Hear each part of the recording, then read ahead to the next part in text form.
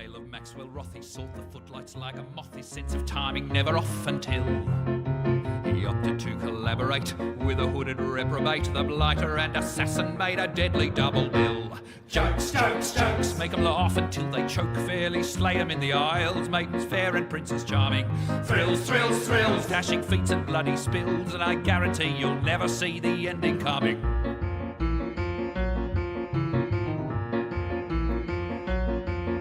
The curtain rose, the scene was set, they danced a murderous duet, and much deserving blood was let up too. The scene wherein they disagreed on who should live and who should bleed, and Maxwell Rothy then received a very bad review.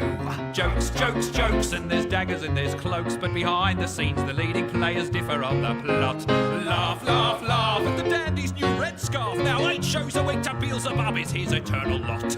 Jokes, jokes, jokes, make 'em laugh until they choke. Fairly slay 'em in the aisles, maidens fair and princes charming. Thrills, thrills, thrills, dashing feats and bloody spills, and I guarantee you'll never see the ending coming. Did you see it coming? Did you see the ending coming? Or did you not? Psst, noob. Anyway, how are you guys? How are you guys? You feeling good? You feeling lively? Hopefully so. Little shout out if you are a channel member. Last night, an exclusive video went up for you. If you are so interested, also for patrons. So if you want to check that out, go check that out. We take a closer look at the statue behind me, and I talk about some of the conversations I had at this Dragon Age event with other creators. So yeah, it's interesting. We came, we saw, we conquered. That's funny. Oh man. Ugh. Anyway, yeah, the fallout from the PS5 Pro has been interesting to say the least. It looks like our poll we conducted here was pretty, I think we had the finger on the pulse, as it were, because our poll was like 95% negative. People were like, nope, not worth $700, especially taking stuff away, especially doing this and doing that. And it seems as though most people have the same impression, even like hardcore Sony bots or Sony ponies, I guess is the term. Even they're like kind of hard to justify, I'll tell you what. And I think it's another example of what happens when Sony gets really, really freaking comfortable. It seems pretty clear that that's what's happening. You know, it's like the PS3 all over again. They dominated with the PS2 and they're like, we don't need to really be competitive. We'll just do this. People suck it up and pay for it. Yeah, cocky is a good word. It's why even if you're a PlayStation fan, you should frankly be rooting for like Xbox to stay competitive, because it'll force Sony to keep up with them and to try to do stuff. I mean, it's just, as of right now, it seems like there is no competition. They don't really have to try that hard. And I mean, there's a very good chance as of right now, Xbox is the one that has the most like single player adventure narrative games out there that are announced. We know Sony has some in the works, but we haven't seen them. And now they're trying to sell you an $800 console on the idea that you can play 4-year-old games that look better, or remastered PS4 games that look better. Nintendo needs to do something. I mean, Nintendo is coming out next year with a frickin' new console that's apparently going to be pretty impressive.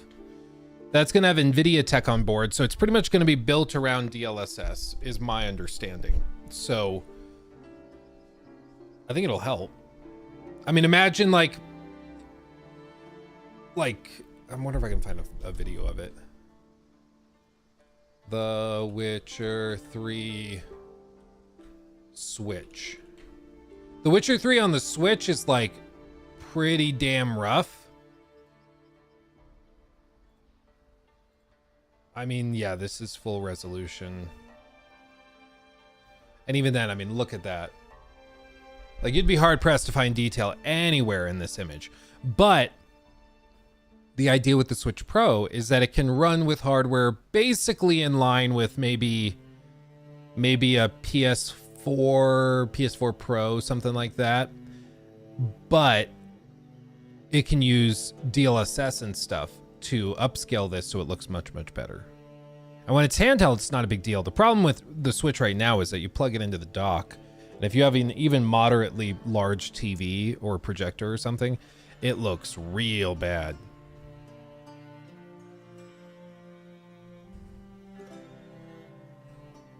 So I don't know. Everything is rough on Switch, except Nintendo stuff. Except first-party stuff. Cyberpunk on Switch. Just melt it. Built-in frame generation? Yeah, probably. They're going to do all sorts of stuff. And honestly, DLSS is so impressive that you can kind of get away with it. It's straight up magic. Like, I've shown you guys the clips of like Cyberpunk 2077 with the ray trace overdrive turned on, and that's straight up magic. You turn on frame generation and DLSS with ray reconstruction. The ray reconstruction actually makes the game look way better. Like, it's just madness. So yeah, I think it's going to be interesting. It's going to be really, really interesting to see how this plays out, you know? So, anywho, other stuff that's going on, we got, of course, a look at, a new look at Crimson Desert. Did you guys see that? Long live the pisser. Yep. Long live pisser. Unscripted. Good to see you, my friend. Yeah, we got previews. So they just like an hour ago released a 52-minute gameplay segment showing what it is. And they've also done a little preview explaining what they think. And the title of it is Crimson Desert echoes Zelda and Assassin's Creed with its action-packed open world. I mean, Zelda is going to excite a lot of people. Assassin's Creed is maybe going to calm other people down. Let's see what this actually means. I've not seen this yet. I don't know what their impressions are. What I do know and what I can tell right off the bat is that IGN quality comes and slaps us in the face once again. I mean, maybe it's just the capture is poor, but I feel like if you zoom in even a little, if you're watching this on like a TV or a bigger monitor, you can see what I'm seeing. It is compressed out the ass. And maybe it's just, again, the footage is bad, but it seems like every time IGN does anything, the footage is terrible. Anyway, let's see. The bosses in Crimson Desert are powerful. I mean, really powerful. As the formidable Staglord grabbed me by the ankle and hurled me into a wall, the bone-crunching impact reminded me of how the strangest blows catapulted Kratos through tree trunks and mountains in God of War. This intense, deity-like physicality lends Crimson Desert's battles a sense of genuine spectacle. These are the gladiator battles of myths.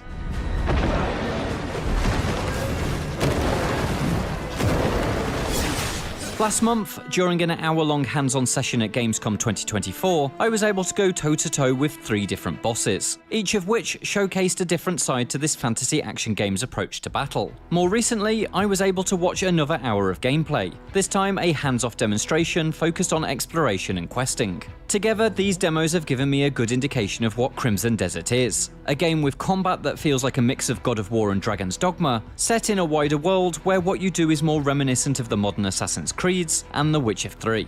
You play as Cliff, a warrior with a gruff Scottish accent and a no-nonsense attitude. After a prologue establishes a bloody conflict between the Greymanes and the marauding Black Bears, Cliff's major goal is made clear. Explore the continent of Pywell in search of his surviving Greymane allies who have been scattered following the battle. Die, Greymane! The bulk of the hands-off demonstration is set in Hernand, a medieval town populated by a fun range of fantasy races that wouldn't look out of place in any Tolkien-esque fantasy story. Cliff's interactions around its very beautifully rendered streets and roads are very much what you'd expect of a modern open-world action-adventure game. Which, again, this is wild considering this is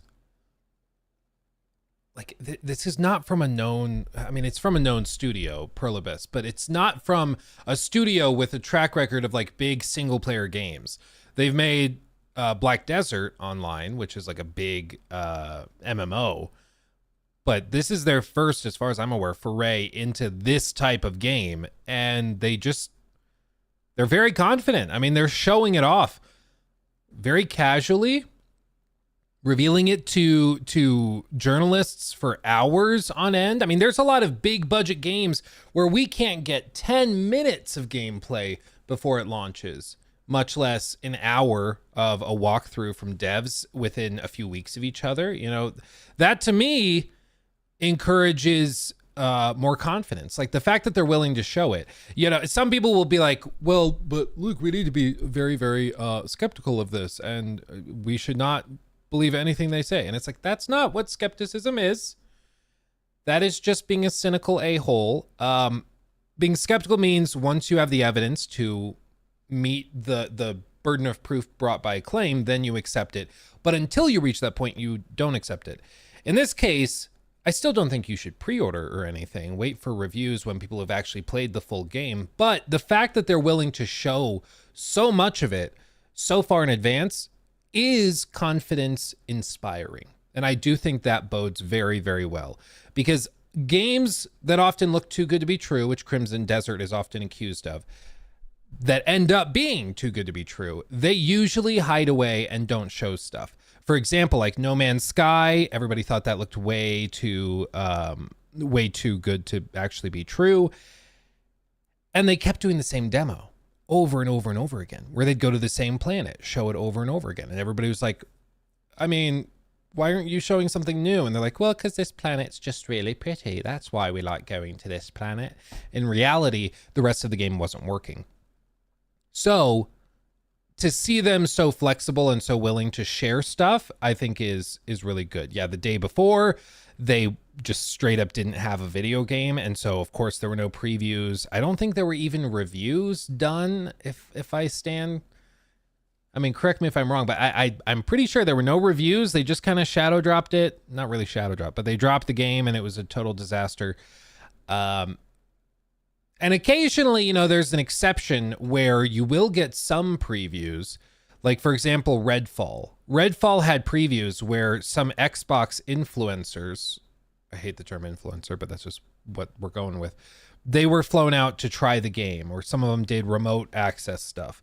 And you remember the guys that hyped it up said this could be like the game of the generation. This could be another 10 out of 10 masterpiece from Arcane. You know, there were people who said that, who tried the game, and they were largely discredited as a result of that, because it was like crazy. It was very evident that it wasn't actually that good. It's just that people were putting on their rose-tinted, or I guess green-tinted glasses, hoping that it would be amazing. But with this, it's not just behind closed door stuff. They're sharing the gameplay with outlets to share with people. Like I said, we've got the full 52 minutes of gameplay here that we can also go through and look at. And that's a level of transparency that I think should be praised, because that's wonderful. That's wonderful.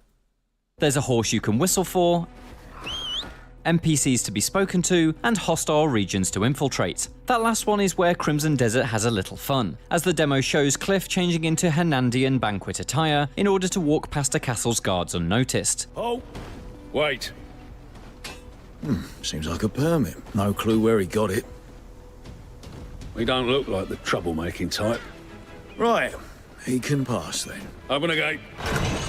I love that. I love that. Why don't more games do this?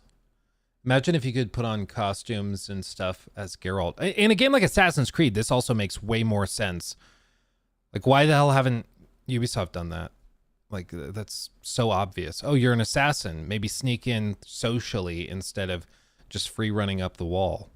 Wouldn't that make sense? That's the problem. It makes too much sense. Much like how you can wear disguises in games like Hitman and Kingdom Come Deliverance. I hope there are plenty of opportunities to do this, and various outcomes to your trickery. It would be fun if you could use disguises to open up new conversations, as well as gain entry into forbidden areas.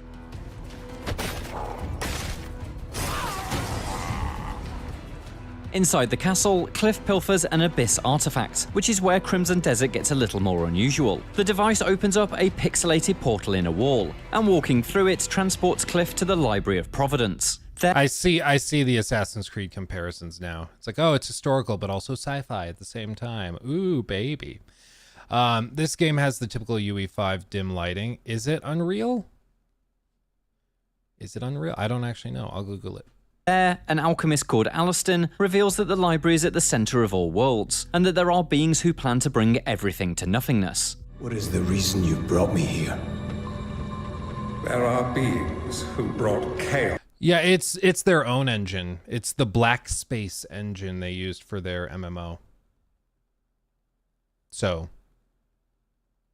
that's at least what DSO Gaming says. To Providence. The rifts they have created will return everything to nothingness. While I can't say I'm impressed by Crimson Desert's writing in this demo, this exchange and several others feel cluttered and wrapped up in themselves. But it does point to a much grander, more mythical plot beyond Cliff's hunt for his allies. That ambition of something larger is made abundantly clear when Alastin's ally, White Crow, gives Cliff the glider-like Crow Wings ability, which allows him to leap off the library's floating island and reenact the Zelda Tears of the Kingdom's title sequence.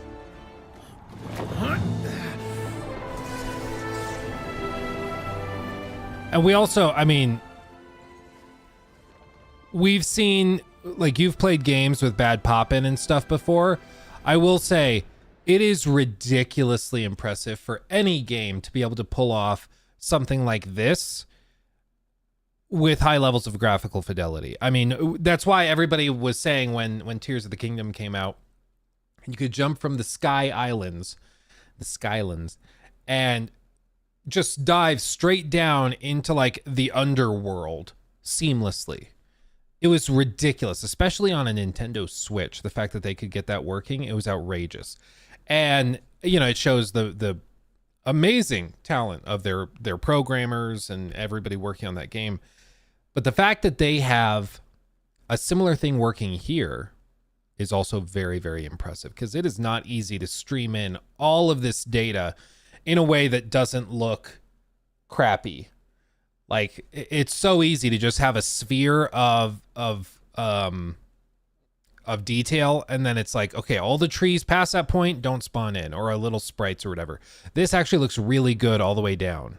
It's a little bold to use this motif. Can developer Pearl Abyss really craft something that lives up to the wider meaning of that iconic visual? But even if it falls short, the magnificent view and subsequent glide to Earth is a thrill all the same. Back on the ground in Hernand, a local peacekeeper tasks Cliff with finding and eliminating some local bandits who fight using a red mist. Heading out in search of such villains, Cliff comes across a burning house and throws nearby vases of water to save the clergyman trapped inside. Throw the vase! It's not clear from the demo if such objectives organically occur around the map, Red Dead Redemption 2 style, but what is soon clear is that this blaze is the work of those aforementioned bandits. The local church says one of their men, Hubert, fled the scene in an attempt to bait the enemies away, and asks Cliff to find him. The payment is another one of those Abyss artifacts, once again suggesting that the worlds beyond worlds are of vital importance to Crimson Desert's story. I hope this results in a decent amount of weirdness that helps set the largely typical setting apart from other fantasy games. I can't believe it. Hubert is found at a bandit camp that allows the demo to show off Cliff's stealth abilities. It's pretty classic stuff and looks very reminiscent of silent takedowns in the Assassin's Creed games. Not particularly challenging, but an alternative option to Crimson Desert's more publicised melee brawls. Hopefully when we go hands-on again, stealth will prove a worthwhile addition rather than a shallow tacked-on extra. With Herbert freed, Cliff is approached by the goblin Shakatu, a merchant of the Gold Leaves Guild. He explains that the Gold Leaves are currently under the command of the evil Splithorn. In return for killing this toxic leader, Shakatu offers money and his services, things Cliff believes will be helpful in finding the missing Greymanes. I merely wish us to turn over a new leaf, a return to our former glory. Arriving at the Goldleaf camp, it quickly becomes clear how all these quests are linked. The Goblin Guards use red mist as part of their battle tactics, and so reveal themselves as the very same miscreants that were causing trouble for the people of Hernand. And so Splithorn's death not only allows Shakatu to take over and help Cliff, but also fulfills the task set by the Peacekeeper back in town. I hope Crimson Desert features plenty more of these overlapping storylines, and forms a wider narrative that feels enjoyably interlaced. That would certainly make up for the uneven quality of the writing shown in the demo.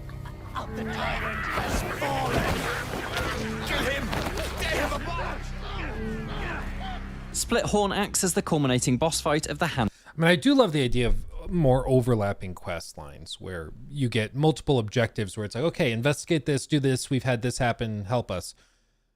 And the answer could be the same.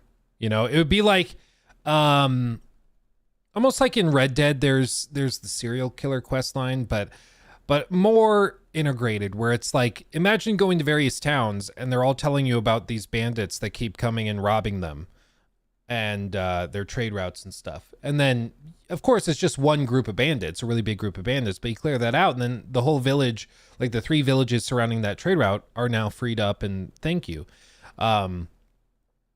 That kind of thing just makes sense. And a lot of games tend to just keep it very isolated, where it's like, okay, this town and village, even though it's like 500 meters away from the next town over, it's a totally different bandit group that's causing the issue and you just have to go fight them off individually. But it would make more sense for there to be overlap. So I think that's cool.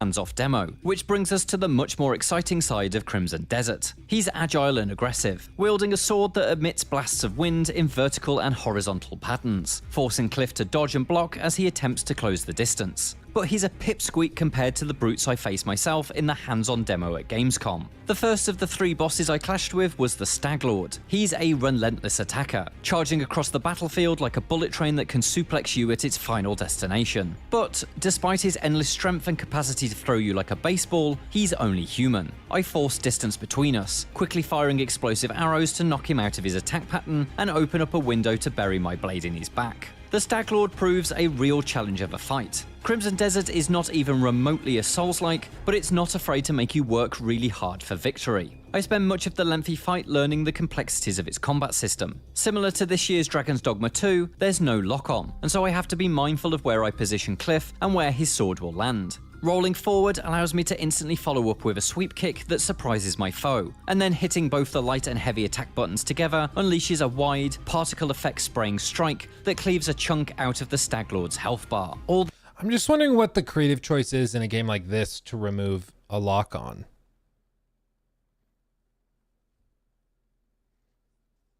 I don't know, like sometimes the lock-on can be more trouble than it's worth.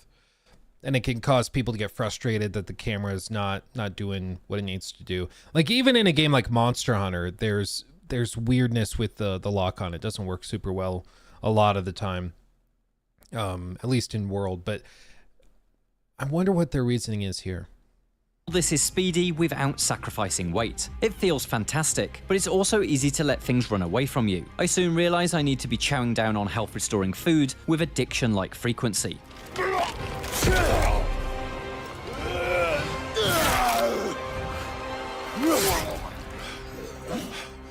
With the Stag Lord defeated, I take his mighty sword and shield, and the demo skips me ahead in the story, throwing me into snow-coated lands. Here, Cliff is looking for children who have seemingly been sacrificed to some kind of mountain spirit. Such a spirit turns out to be the White Horn, a sort of antlered, abominable snow deer that acts as the first showcase of just how different each of Crimson Desert's bosses can be. This colossal creature moves like a bucking bronco, and its galloping charges cause the mountains around us to break out in miniature avalanches that leave me temporarily frozen in place. Thankfully, after striking it so much that its white fur is stained almost completely red, I'm able to clamber onto its back in the fight's second phase and stab away at its flesh. The moment once again had me recalling my battles with towering monsters in Dragon's Dogma 2 earlier this year. Dude, I love Dragon's Dogma 2's combat. It's so good. I just wish there were more monsters and stuff to fight. But yeah, I really do like Dragon's Dogma. I think I mean, this stuff looks wildly impressive. There's no doubt about that. Unlike the little split horn back at the Goblin camp, these much larger bosses have 3 health bars, with each one eliminated increasing the intensity of the fight. But where the Staglord and White Horn scraps seem to escalate much like many other action game boss battles, my final battle against the Queen Stoneback Crab demonstrated Crimson Desert's ambition to create memorable moments through very different mechanics. The Queen Stoneback Crab is colossally big, it fills the screen, and smartly, you can't fight it by just hacking away at its shins. Instead, the battle is a puzzle set piece that's clearly inspired by Shadow of the Colossus. I clamber onto the crab's stony shell and grab onto the grass and flora that forms its fur, holding on for dear life while pulling myself up towards a trio of rock formations. Look at all Using the a goo. special punch skill, I shatter each of the rocks to expose a weak point that I plunge my blade into. Each open wound causes a geyser of water to blast out, which not only provides a visual spectacle, but also throws me high into the air. From above, I'm able to float down using the Crow Wings ability and plan on how to tackle the next stage. Now I'm tasked with destroying the pottery-like crown at the peak of the crab's mountain-like shell,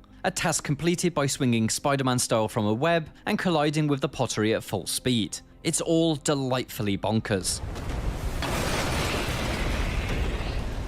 My hour-long session wasn't quite long enough to try all 4 of the bosses the demo had to offer, but a video presentation provided a quick insight into the only one I missed, the Reed Devil, a weird little guy who creates copies of himself that can only be defeated by destroying totems that are built during the battle. Along with the 3 I fought, all 4 bosses make a promise that Crimson Desert features an array of creative, unique centerpiece battles. If they're all like this, then Pearl Abyss could really have something special on its hands. I'm similarly impressed by the combat system's fundamentals. Yes, it's all quite Fantasy 101. Bows, swords, shields, parries, but it's all delightfully aggressive and properly impactful. There's a seemingly deep combo system too, and it's because of that I wish the demo had had a section that was a little more relaxed for me to sample. The heat of a relentless boss battle isn't quite the space to learn and perfect button sequences, but I've got a good feeling you can pull off some cool stuff based on the combos that I did learn. It's a big green light for Crimson Desert's combat then. As for its adventuring chops, things are looking a little more conventional. Pearl Abyss certainly seems to be making a solid enough transition from the MMORPG design of Black Desert Online into single-player territory. But I don't think anything shown in the hands-off demo particularly breaks new ground. Much of it is very familiar if you've played the likes of Assassin's Creed or The Witcher 3. Nonetheless, it does look largely well put together. While I do hope that the Abyss artifact storyline goes suitably off the wall, I'd like to see the more typical... Yeah, I mean, and just look at that shot. Like a large villa, we've got aqueducts or just ramparts, we've got a big city over there. It looks like another city up behind the camera over there. Another big fortress over there. I mean, it's pretty impressive. They're doing a lot here. Fantasy storylines find suitable hooks to ensure regular gameplay feels more varied and creative than what we've seen so far. With a combat system that shifts from classic sword and board action to slingshotting Spider-Man style round a walking mountain, the questing and exploration side of Crimson Desert ideally also needs to aspire to that kind of diversity. But even if it doesn't, this latest slice of gameplay certainly suggests that the bridges between epic boss battles will be solid, if not the most memorable aspect of the experience. For more from Crimson Desert, check out the entire 52-minute gameplay demo. And for everything... I mean, I think it's looking really good. I do think it's going to be one of those games where probably the writing is pretty forgettable, which is kind of standard with a good number of MMOs where it's just like you're playing for the grind. You're not really playing for the individual story. Some games, you know, are exceptions to that. I've heard amazing things about like Final Fantasy 14 Online. So maybe, you know, there are exceptions to it. But this strikes me as one of those games that is about the exploration, about the gameplay first, and the story is kind of an afterthought, which is not inherently bad. It's just, it means that not everybody's going to connect with it, you know? Yeah, Christian, I think you're right. I can imagine this having a boring main story, but amazing side missions and world events. Yeah, I think so too. Let me catch up on these real quick. Robert, thank you for the membership. Hello, Baby Ghost. Thank you for the membership as well. Papakin99, thank you for the membership. Kush, thank you for that membership as well. Mitchell, I'm not sure. Abu Shalash, I think, just became a show-off member. Everyone has been showed off. Hells yeah. dare I say, since Bite Size just got in here. That's most definitely what's up. That is most definitely what's up. And Sumaya, also, thank you for the super chat. Crimson Desert is a game that Valhalla team wanted to make, but had to make Assassin's Creed. I mean, it looks really, really promising. It looks really promising.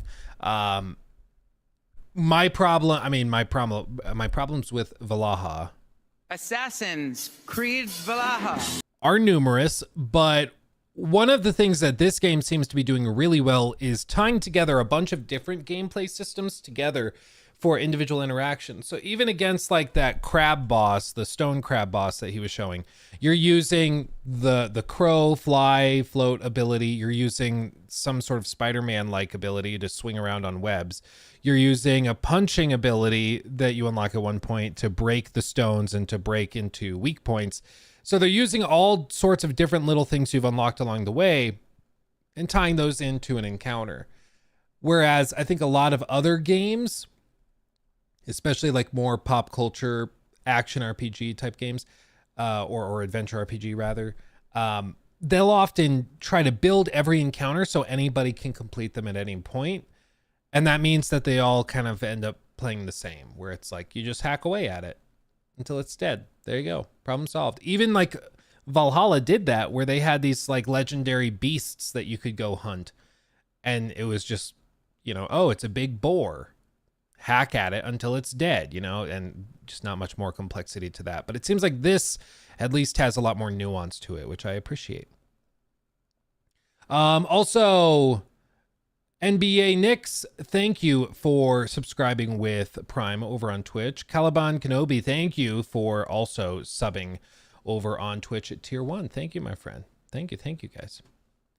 As I found with Assassin's Creed games, I'm assuming, what I find a little off that pulls me out of the story is the futuristic parts. You're playing it, and after a couple of them, I'm just wondering when the next break in the story is. Does throw me off wanting to play a game. I mean, I've gotten flack for saying this before, but I am primarily interested in Assassin's Creed for the historical settings and exploration. The Isu storyline, the modern day storyline with Abstergo, has just never really interested me that much. There were a couple of times back in like 2014 with Unity and with Black Flag, for example, where they did some interesting stuff with the Abstergo storyline, but all told, I'm just not that into the modern day stuff. I'm just not. If I'm playing a Viking Assassin's Creed game, it's because I want to be a Viking. If I'm playing a game set in ancient Egypt, it's because I want to be in ancient Egypt. Jeez, man, he got messed up. Look at that. Golly. Oh. Jesus. I mean, don't worry. Thankfully, he's okay. He's okay. But now they're going to show some adventuring. And, I mean, honestly, pretty impressed. Pretty impressed. Look at that. Wow. So, anyway, I do think that is a common feeling. I don't think you're alone on that, Duxie. I don't think you're alone on that. What's wrong with IGN's video capture quality? I've actually spoken to IGN employees about this in the last couple months, just about capture quality and how these things are done. And I think a lot of it could be the game itself. Okay, I want to be completely fair. It's not always IGN's fault, despite how easy that is. One of the giveaways is if you look at the stalks on really thin things in a frame and then smooth motion going over top of it, if detail is just completely lost, sometimes that can be indicative of just a low resolution, and then the codec from the encoder is causing issues. So here, if we even toggle forward per frame, you can see the stalks on these little reeds are coming in and out of existence from frame to frame. And it's because occasionally there's a keyframe where everything is encoded in full detail, and then the codec will basically try to just save memory by blocking this off. This stays the same, but this stays the same, which is why it's chunky and blurry. But this area is moving, so we need to spend some of the data that we have allotted to us for this frame and encode more detail there. And so a lot of this to me looks like a codec issue, But then at the same time, there's other stuff. If we zoom out onto another spot, like in the trees, where it just seems like the game is, I don't know if it's using like DLSS or an FSR or something to upscale to a higher resolution or something, but there's other artifacts that you typically see, like up here in the tree is a good example. You typically see in upscaling, not just video codec. So if you look at around this tree, you'll see some ghosting as we go frame to frame that you can see often with like DLSS or usually FSR. You can also see it around here, this sort of like hazy thing around here, where it's trying to predict where it needs to be on the next frame. So you get weird ghosting, like right there. You see that? So that makes me think it could be an upscaler issue, because that type of ghosting typically doesn't just happen from an encoder, in my experience. If you have an encoder doing this to your footage, something's very, very wrong. So my impression is that it's probably a little bit of both. I would guess that this footage is directly from the developers. I don't think that IGN captured this video. They do have a history of encoding things poorly, where they'll encode it at like 1080p 30. Apparently, I think it was Engadget. They did like a big reveal for the PlayStation 5 Pro yesterday, which, as you know, the whole point of the reveal was that it's like 4K 60. It can do 4K 60 on everything. It's amazing. And apparently their like reveal video that Engadget did was at 1080p 30. Like their version of the video was that poor. They have like some intern encoding the videos who has literally no idea what resolution is, what frame rate is, or what bit rates are. Like at that point, it was CNET, not Engadget. Okay, I stand corrected. That's right. It was CNET. Yeah, it's at that point, I don't know how you keep your job. You know, like that is such a basic 101 content creator thing. Like I don't even know. Yeah, and they used Windows Movie Maker to edit the video. Yeah, probably. Like, no, it's really good. I edited on my cell phone. Didn't you see in Apple's presentation? It's a powerful content creation device. Tim Cook said so. He wouldn't just lie to me. Man, dude, this guy's living his best life. He's just passed out. I do love these giants that they have. I don't know if they're giants or ogres or whatever, but I do love that. And the streets are pretty busy. Like, look at that. I mean, Assassin's Creed 10 years ago would have melted if they had this many NPCs on screen. I'll tell you what. And they're just casually doing it. Even something like Dragon's Dogma 2 really struggled with NPCs. I don't know if you guys remember, but anytime you would go into a city square where there were a lot of NPCs, the frame rate would just drop in half. Just drop in half. It was crazy. I use Vegas Pro 19 to make my videos. Don't make fun of me. Hey, Vegas Pro is good. Honestly, you probably deal with a lot less bugs and crap than we do with Premiere. Premiere, we've had issues where like we were doing that big 8-hour Starfield critique. And with that video, there were so many rendering bugs and issues that we basically got delayed by, it was what, probably 2-3 weeks of trying to get it to render properly. It was ridiculous. And it wasn't even like anything that we were doing wrong. It's just like, yep, set it to render and hope it doesn't just crap out for some reason. And a lot of the time it would just randomly crap out. It's just really stupid. I have Premiere Pro, but I prefer using Vegas because it's easier for me to make faster edits. Yeah.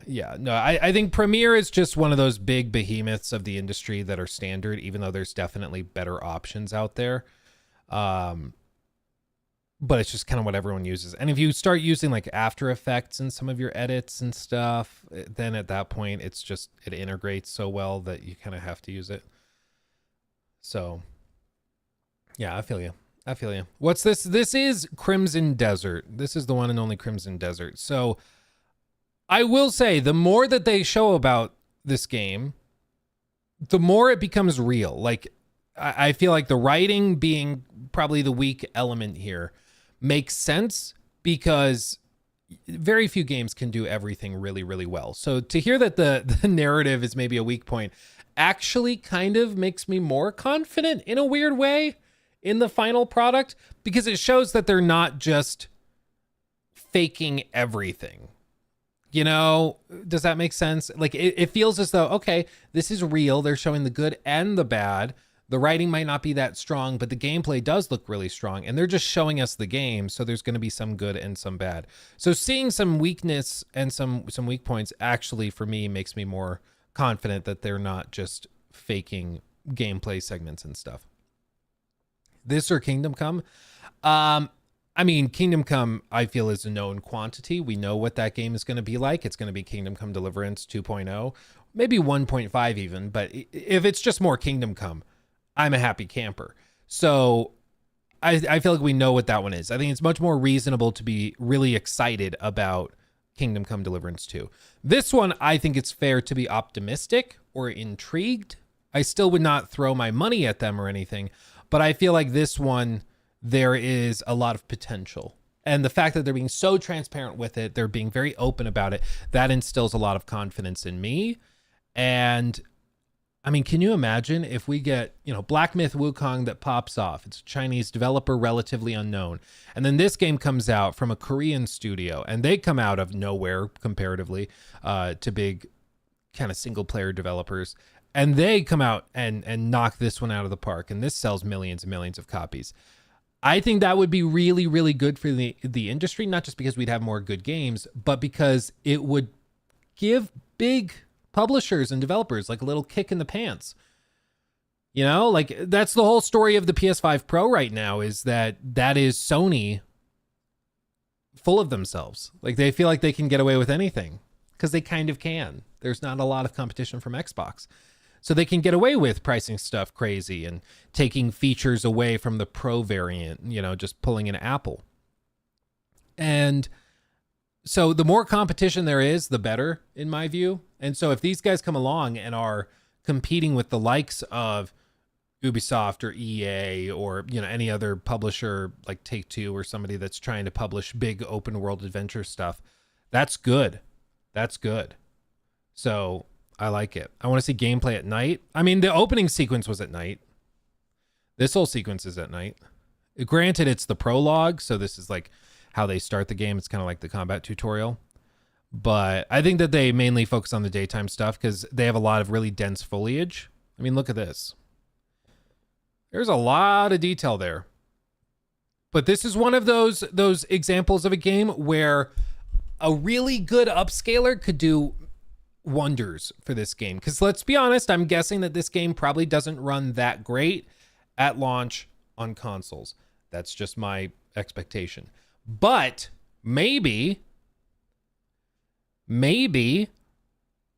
Sony's new pisser upscaler, PSSR, maybe that could actually carry the day and help it out a lot. Because like I'm looking at this stuff and like individual little lines are the worst thing for FSR. FSR sucks ass usually.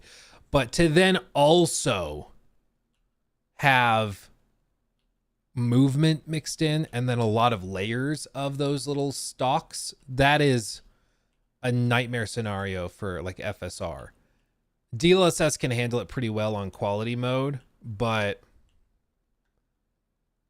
I mean, you can see a lot of graininess and stuff all in here around these frames, which to me, the graininess typically is an artifact of upscaling. That's not an artifact of the codec. The codec will make things look really blurry and blocky, whereas this type of graininess you're seeing here is an artifact of an upscaler that's trying to figure out when it's a hair strand and when it should be transparent and show through. Like this blurriness in the hair, that's a codec, that's a compression issue. But then the next frame where it's grainy, this is probably what it looks like in most frames. So I'm guessing that this is probably a key frame right here. And this is what you can expect the game to look like if you were to hit pause at any given moment, which doesn't look bad. Not at all. I mean, it looks pretty good, but I am worried about the reliance on upscalers. That would be my main concern. So yeah. I did hear that the Digital Foundry guys were also calling it pisser. So I guess I'm not as brilliant as I thought I was. It seems that spelling out PSSR just sets yourself up for people to make fun of you and call it pisser, which is pretty funny. It's pretty funny. I mean, we were watching it live on stream, so like we literally, it's just everybody saw it and thought pisser, which I find really, really funny. Because if all of these different YouTubers saw PSSR and thought, oh, it's pisser, it makes you wonder how nobody in the marketing departments at PlayStation could have possibly thought of that. Like, it's just so funny. You know, it's so funny. They should have been like, oh, well, we're kind of setting ourselves up for that. So, yeah. Anyway. So, here we are. Let's see. They're saying this shot of the world is insane. I mean, I love how varied it is, that there's towers, there's snowy areas, because I don't know about you guys. I love me some snow. I know some people like what's the term? Snowbird. They like snowbird and travel to different Lockie went to an orchard with mama and baby brother, and they're picking apples. That's pretty cute. That's pretty cute. Anyway, I know some people snowbird to get away from the snow.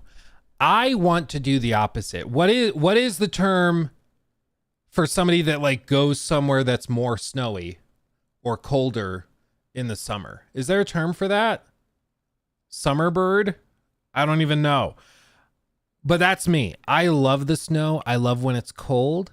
I love when it's a penguin. I'm a penguin. It's just Canada. Yeah.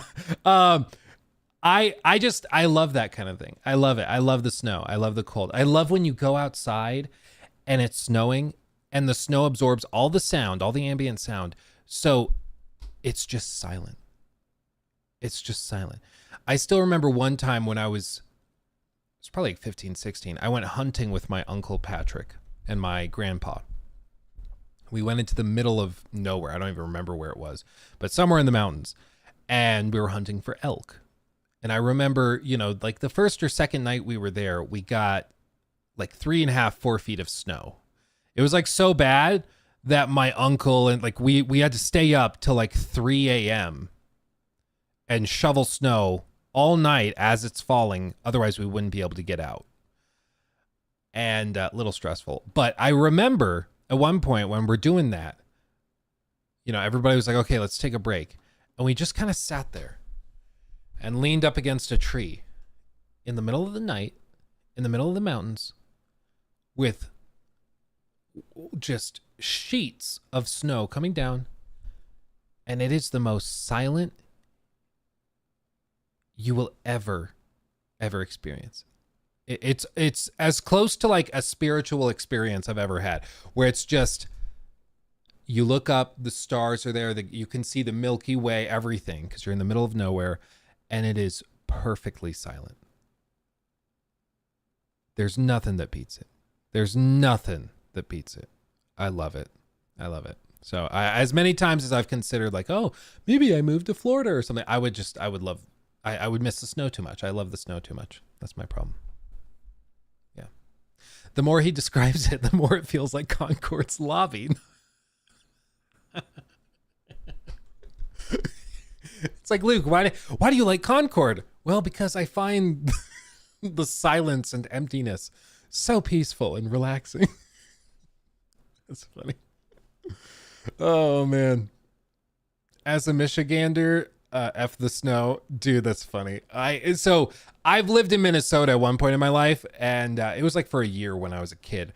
But I remember the snow up north in like the North US, and it is heavy. Like in Colorado, it's so flowery and powdery. It's like very dry snow. So you pick it up with a hand and it just like falls through your hand, like sand almost.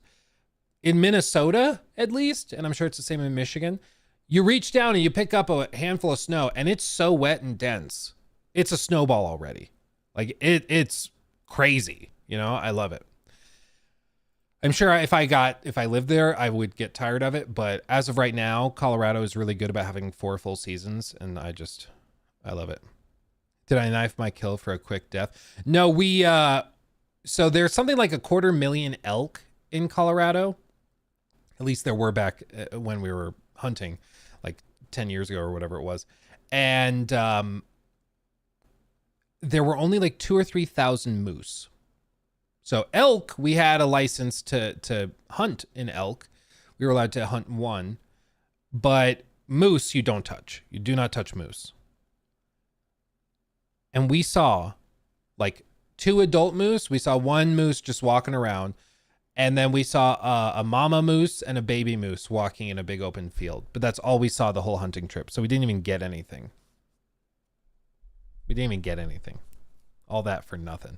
Yeah, you don't mess with the moose. The moose will destroy you. When you see one out in the wild, when you're just out there, like cuddled up against a tree, sitting, waiting to kill something, and then you see that monstrosity, you're like, okay, I'm not in charge here. You know, that this thing is going to destroy me if it wants to. Moose are on another level. Elk are big. Moose are like prehistoric. It's ridiculous. They look insane. The true story of this is that Luke shot a moose. No, it's like, I don't know. Honestly, I don't know what happens if you were to like kill a moose when you're only allowed to kill an elk. But I would imagine that like the park rangers or whatever come and check whatever you happen to kill when you like turn in the ticket for what you hunted. So I don't know what would happen, but it's not something you'd want to mess with. And also it's like you honestly don't want to hunt something that has a very limited population. Like the moose, there's so few, but the elk, there's so many. It's like actually a problem. They spill down into the local cities and towns, and people hit them with their cars, and you know it can cause a lot of problems if the herds aren't thinned out through hunting. So it's sort of like a simpatico thing. Like humans hunt the elk. There's less elk that don't wander onto highways and kill more people and then also get killed themselves. So you just, you know, it kind of balances out. Anywho, Mulus, thank you for that 5. Tom Warren posted that the PS5 Pro enhanced games are not guaranteed to be 60. In the UK, the cost with the stand and drive is close to $1,100. Ridiculous. Well, to wrap this up too, I mean, let me pull up. Do I still have it open? I didn't realize this, but somebody pointed it out. Apparently the shots they showed of Hogwarts Legacy are only at 30 frames. So this whole showcase, they're like, yeah, it's 4K 60, 4K 60, 4K 60. But the segments of Hogwarts Legacy, yeah, it's still at 30.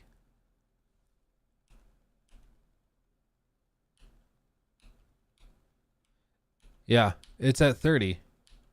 You can tab forward, but 2 taps per frame. So even this one that they're showing in the presentation, the ray tracing looks better. The upscaling looks better, but even this is still at 30. Oops. How can you tell? Just because this is a 60 frame per second source. So the video is encoded at 60. It's playing at 60 based on our settings. So if you have a keyboard in front of you and you have the little, like, whatever period, the button with the period and then the little arrow pointing forward, if you have that, you can tap that on YouTube and it moves forward 1 frame at a time. And you can even see with the stats for nerds, when you tab forward per frame, you can see it change. And when we do that, like, it's not actually changing until you tap it twice. So there's an empty frame in between where nothing's happening. Whereas if we go back to a 60 frame per second clip, like right, where's a 60? Yeah, like here, where they do the little side by side. Here, we can tab forward. Each time I press it, the right frame is moving, but the left frame is skipping a tap because it's 30. So a little way you can test it on YouTube yourself. But it visualizes the difference between 60 and 30. I mean, it's literally just twice the frames. But even this really reminds me of how bad this compression is. Like, seriously, look at all the pixelation and crap from the encoder. Like, Jesus. I know YouTube's experimented with doing like higher bitrate options for premium subscribers. They need to do that because the compression is just getting crazy, dude. It's like, and I think for a lot of these companies, it's affecting their bottom line. Maybe what the key is, maybe like for these big corporations, what they could do is they could do something where it's like you pay $100 or you pay this amount of money, and then your video that you've uploaded will have an even higher bit rate, a super ultra crazy bit rate that makes it look all the better. Maybe that's how they fix it. Because with this, it's frustrating that I think that there is a difference with the PS5 Pro. Beyond just frame rates, but the compression is just too much to really be able to appreciate it. But even this, you know, people are very upset about this naturally, the pricing and the no vertical stand, no disk drive, that stuff. It's literally a Pro model that comes with less features than the base model, which is wild. But even then, there's 92,000 upvotes on this. Like, it's gonna sell out a few times. They're going to sell millions of these things. And like, not just to YouTubers, like YouTubers like me will like cover it and do tests to see what it's like and be like, okay, does it actually make a difference? Or is it basically nothing burger? Because our job is to try and inform the public of stuff relating to video games. But there's a whole hell of a lot more people out there beyond YouTubers that are going to buy this thing because it's just the newest, biggest thing. Luke, people don't get upset about things online. Oh, you're right. You're right. It's a good job PlayStation games are coming to Steam. I haven't bought a console since the original 360. Well, yeah, I mean, at the end of the day, that's the biggest thing. And one thing I didn't think of that I saw somebody bring up on X/Twitter, whatever, is that they were saying that when you plug in the disk drive, the optional disk drive into the PlayStation 5 Slim, right, which you can do right now, it requires an online connection to activate before you can use it, which is kind of insane because it means the PS5 Pro in like 10, 15 years, if you have a new in-box, sealed, whatever one, and you want to play a disc-based game, you won't be able to activate it if the servers are turned off. It's not like a PC where you plug in a new piece of hardware and it just works with the basic firmware. Like, apparently you need to be able to activate it using their servers before it fully turns on and before you can use it. Yeah, like, let me see if I can find it. Disk drive.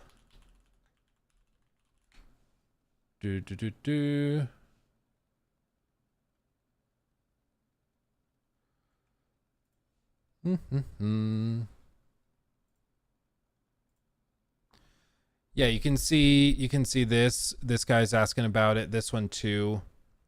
I think this is the description. Yeah, internet connection required to pair disk drive and PS5 console upon setup. It will not work unless you can connect it to the internet. Which right now for most consumers probably not a big deal, right? Because everybody's going to have an internet connection with this. The problem and the reason people are frustrated and upset by this is because in 10, 15 years, you're just going to be screwed. Like, I still have my PS4 Slim. I don't actually know if I have it in here. Oh, yeah. I'll just grab this one. So I showed you guys this, like, whatever, a week ago or something. This is my PS4 Pro, and it's just been sitting on a shelf, right? It's the God of War one that came with God of War 2018. Man, I miss the PS4 era so much, I'll tell you what. But with this, I can plug this in 5 years, in 10 years, whatever, and it'll still work. The PS5 Pro, the problem is if you were to try to activate it in 10 years, once the servers have turned off, you won't be able to get the disk drive working at all. So if you have physical media, because maybe the servers are turned off, I mean, fast forward like 15, 20 years when the servers are definitely turned off, That's just going to be a paperweight. You know, it's too bad. What about the normal PS5? If your PS5 is not the digital version, if it's the physical, like, disc drive version, then yeah, you can absolutely just plug in a disc and you'll be fine. But it's pretty clear Sony is moving away from physical media. They don't want to deal with that. So I think the odds are very, very high at this point that the PlayStation 6 doesn't have any physical media option. Especially after seeing this, where they're doubling down on it. I think the odds are very high. There's no option for physical media. So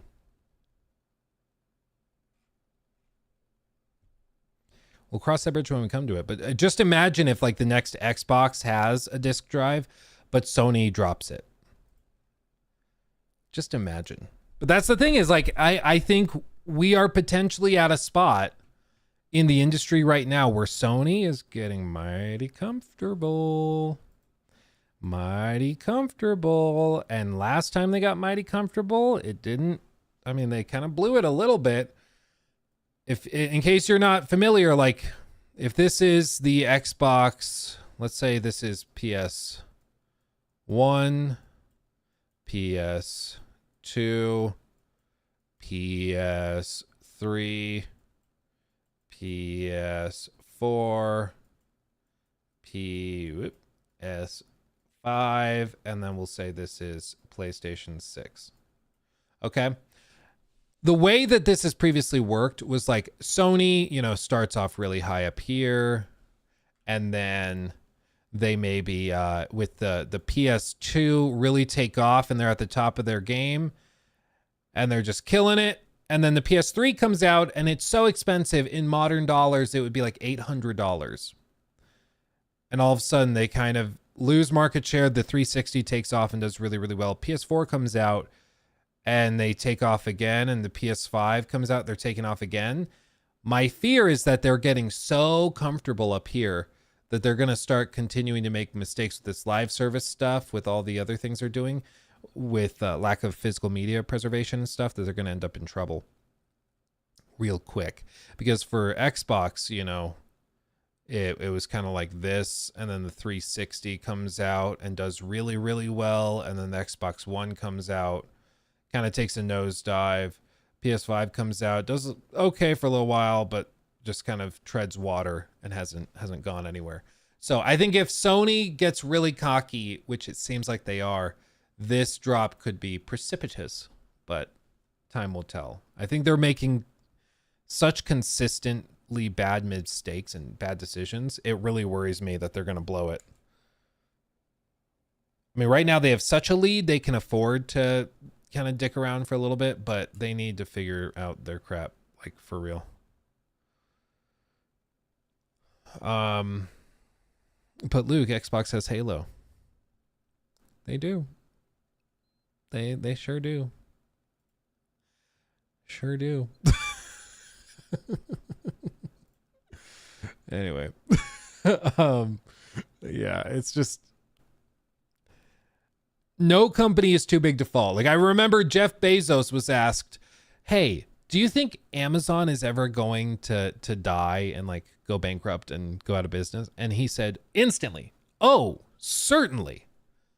And all the investors in the room were like, what? You're not supposed to say that. And he was like, no, every business goes out of business. Like, and no company is too big to fail. It will eventually happen. The East India Trading Company, at one point in world history, the East Indian Trading Company was employing 1/3 of the world's population. That's way bigger than Amazon, I'll tell you what. That is way bigger than Amazon. So, like, PlayStation can screw this up. No, like, do not think any company is like, well, they've won it. They've won gaming. No. No, if Sony really continues to screw things up on this level, there actually is the potential for Xbox to come in and come out with solid games, and if games like Indiana Jones start to consistently perform well, if games like the new Fable do well, if the new Doom does well, new Gears of War does well, within a year and a half, you could be at a point where it's like, no, Xbox has the games. Sony's dropping one game a year, and then they keep pushing live service stuff. Because that's kind of the narrative right now, you know? Anyway. Barry Talent, Jesus Christ, 100 pounds. Geez, been watching a while and in a position to give back. So thanks for all the videos. Thank you, my friend. That's extremely generous. Gee whiz. Guys, I can get the disc drive for the PS5 Pro now. Thank you, my friend. Thank you, my friend. I really appreciate it. That's very kind of you. Thank you. Yeah, thank you. That's crazy. Sad boy come. Jesus. Thank you for the 2 removable PS3 disc drive for the PS5, maybe. They're like, we have the solution. It's always been here. It's been with us the whole time. Arik, thank you for that super chat. The reason I think the PS5 Pro is so expensive is because Sony, they don't have competition anymore, so they think they are king of the console right now. Well, they're not wrong. I mean, they are the king of the console. They can kind of do whatever they want, and people will buy it. This is going to sell out. You know, it just is. But like, there was even just the announcement the other day of the iPhone 16, you know, and this was a similar thing where it was revealed. A lot of people thought they were accidentally watching last year's reveal because it looks identical. It's the same phone. They just have like new software in it. I know that there's other stuff they've done too. Like, oh, well, it's enhanced cameras and stuff. I get it. Technically speaking, things are different, but also not really. Let's just be perfectly honest. This like using the whatever separate button to do this. I remember my Samsung Galaxy S5 in high school had this, where you could use your finger swiped on the back of it to scroll down and swipe down the notification menu. The Pixels did it too.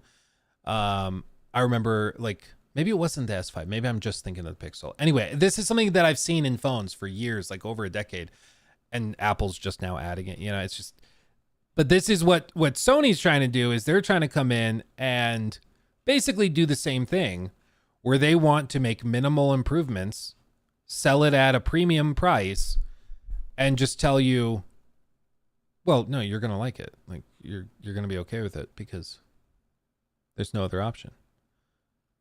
And people are going to treat it like a status symbol. I guarantee you there will be people that will like buy this thing and they're doing it just to like flex on social media that they bought it. It was the S8. Is that what I'm thinking of? It's like, it was one of those. Samsung gets crap for the camera and it annoys me. Because Apple's so bad. I don't know. The Samsungs are still very, very good. Very, very good. S24, phenomenal phone. iPhone, also phenomenal phone, no doubt about it. But it's just, it's different use cases for different people, and you know, I don't know. It ticks me off. The whole thing, it pisses me off. Luke flexing, I have to pay for 2 phones because of security reasons that I can't talk about. It's a whole thing. One day I want to tell this story of all the stuff that's gone on in the background that you guys thankfully have not had to deal with or anything, because I don't like airing dirty laundry or headaches with that type of thing. But yeah, there's been crap we've dealt with, and my hope is that one day I can tell you all of it. But we shall see. We shall see. Ba. Do.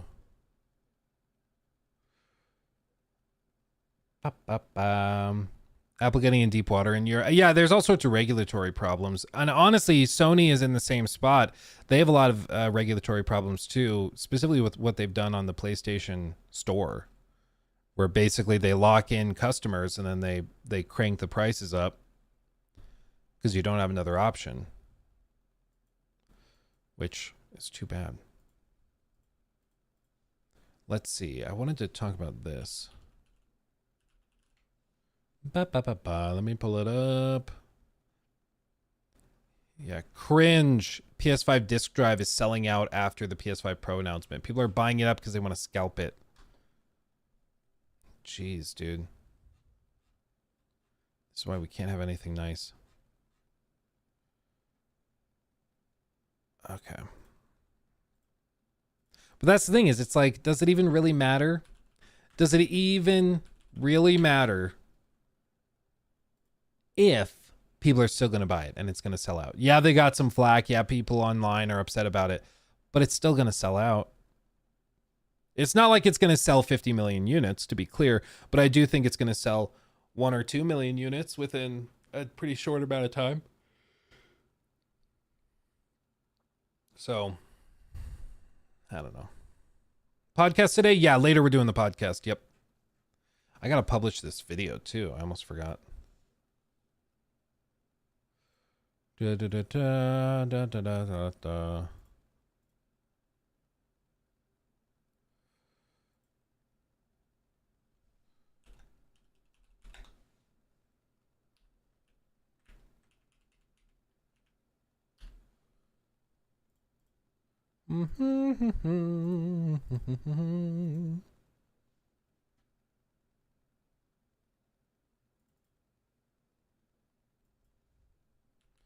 Let's do this.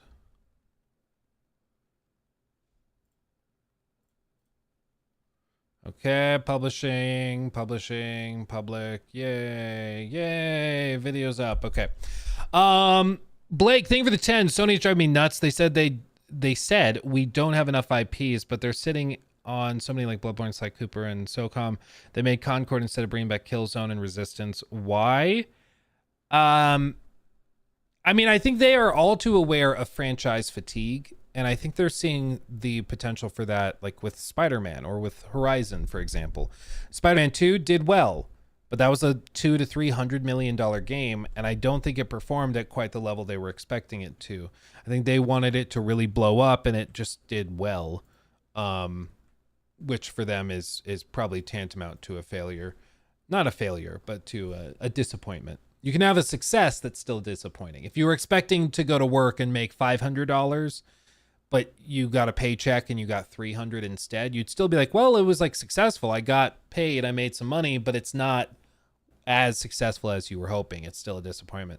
So I think with like Spider-Man, you know, Spider-Man on PS4 probably was like this in terms of sales. I think Spider-Man 2 was probably something like this, and or maybe even, you know, big spike early, but I don't think it's going to do quite as well long term. And I think for Horizon, it was a similar thing where Horizon came out and was wildly successful, Horizon Zero Dawn, and blew up. And then Forbidden West, by all accounts, has done pretty much exactly the same, if not a bit worse. And that doesn't work. Like, this industry only works if these numbers are going up, if this graph looks more like this. But it's not. It's just not. So because of that, I think there's franchise fatigue going on, where they know if they just keep pumping out another Spider-Man, another Horizon game, another Last of Us, another God of War, people are going to get burnt out and start to be like, okay, we want something fresh, something new. And that's why they're trying new stuff. I mean, Naughty Dog is allegedly working on a new IP. That's one. Sony Santa Monica is allegedly working on a new IP as well. So there's two. Horizon's developer Guerrilla is apparently working on an online version of Horizon, so that doesn't count. Days Gone is allegedly working on a new IP that's also a live service game, allegedly. We don't know that for sure, though. So that's a new IP, but live service. There's Fair Games, which is a new IP. Blue Point is working on an original game, not a remake or remaster, so potentially a new IP is there as well. So Sony's really trying to get some new stuff out there because they don't want that to hold them back. And you think back to like the PS3, PS4 gen, Last of Us was like, what, 2013? Right on the cusp of the PS4. So, you could say like early days of the PS4 is when The Last of Us was taken off. And for that, it's like we got The Last of Us, we got a reboot of God of War, we got Ghost of Tsushima, we got things like Bloodborne. Like the PS4 gen was filled with new IP. And I think that they realize they need something like that this generation too, but so far they've basically wasted 4 years doing just remakes and remasters. I mean, for them, maybe it's not considered a failure or it's not considered a waste because, you know, they still have sold really well. That's why we have to get out of our bubbles, right? Because for us, we look at the constant remakes and remasters and we're frustrated by it. We're like, how the hell have they not done more? Like, it's so boring. But for them, they've sold really well. And they're looking at the numbers like, oh no, millions of people bought those. Yeah, it wasn't like as big as if we did a sequel, but it was a lot cheaper than doing a sequel. So they just didn't explore it anymore. And I think that is potentially what's causing Sony to make these mistakes, where they're so focused on the spreadsheets, they're kind of losing sight of the broader vision of the long-term effects of this, you know. Even Apple has made that mistake where Apple was so insistent on just doing the same product 15 times over and then selling it for more and more each year that they were focused on individual sales of the phones and like, oh, the phones are selling pretty well. But over time, people got fed up with it. People got bored by it. And the narrative took over that they don't care about innovation. They're just about milking you for more money. And now people are stopping buying the newest iPhone. People are starting to buy them less frequently. People are starting to only trade in every 2, every 3, every 4 years. And for Apple, that doesn't work. And you can see them starting to panic.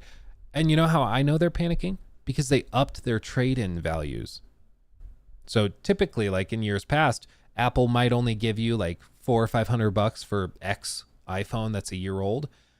Now they're going to give you $600 or $650 because they really, really need you to trade it in so they can count it as a new phone sold. You know, and that's how it works. You know, eventually it catches up with you. And I think for Sony, eventually it will catch up with them and people will start to get really frustrated and stop engaging. Speaking of engaging, if you're in here, please like the stream. It does help. Thank you, my friends. Thank you, thank you. Let me continue catching up on these real quick. Lee YS, thank you for the super chat random queue. Have you tried Digimon World 1? I have not. I've heard some people talk about Digimon though, but I'm not familiar, frankly. I wish I had more to say, but I'm just not frankly familiar. Ryan Manley, thank you for the $5 super chat. What's your theory for why games across the board are taking so much longer to make than back in the early 2000s, early 2010s when they were flying out? I think there's a few pillars of it. I think this is a good question. So I guess we do this like new segment. I think we could use this as a jumping off point. What's a solid game? Well, like maybe we look at Fallout New Vegas or something. Fallout New Vegas, like original review. Oh yeah, these old school IGN reviews, man. Look at that when they had this weird robotic thing. Oh, this is a throwback.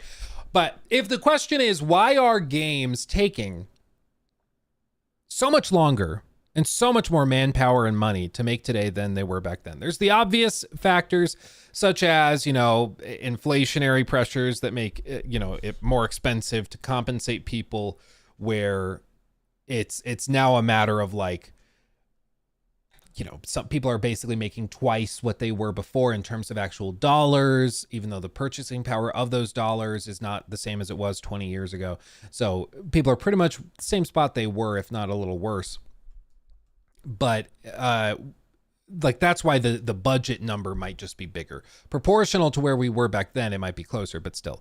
Like, for example, The Witcher 3 cost $80 million to make is the number I saw. 80 million. That apparently is in line with the same rough cost of making the like Mass Effect Andromeda, for example. It was like somewhere between 50, 60, and $80 million for Andromeda. Nowadays, those games would be 200 to 300 million. And there's inflationary pressure, sure, but also I think there's a lot of added costs involved with modern video game production, where the teams are a lot bigger because the quality level has gone up with pretty much every aspect. So in something like Fallout New Vegas, the reason I pulled this up is because Fallout New Vegas is an example of why games could have been made so quickly back in like 2010. Look at this landscape. We have extremely simple architecture in terms of actual buildings.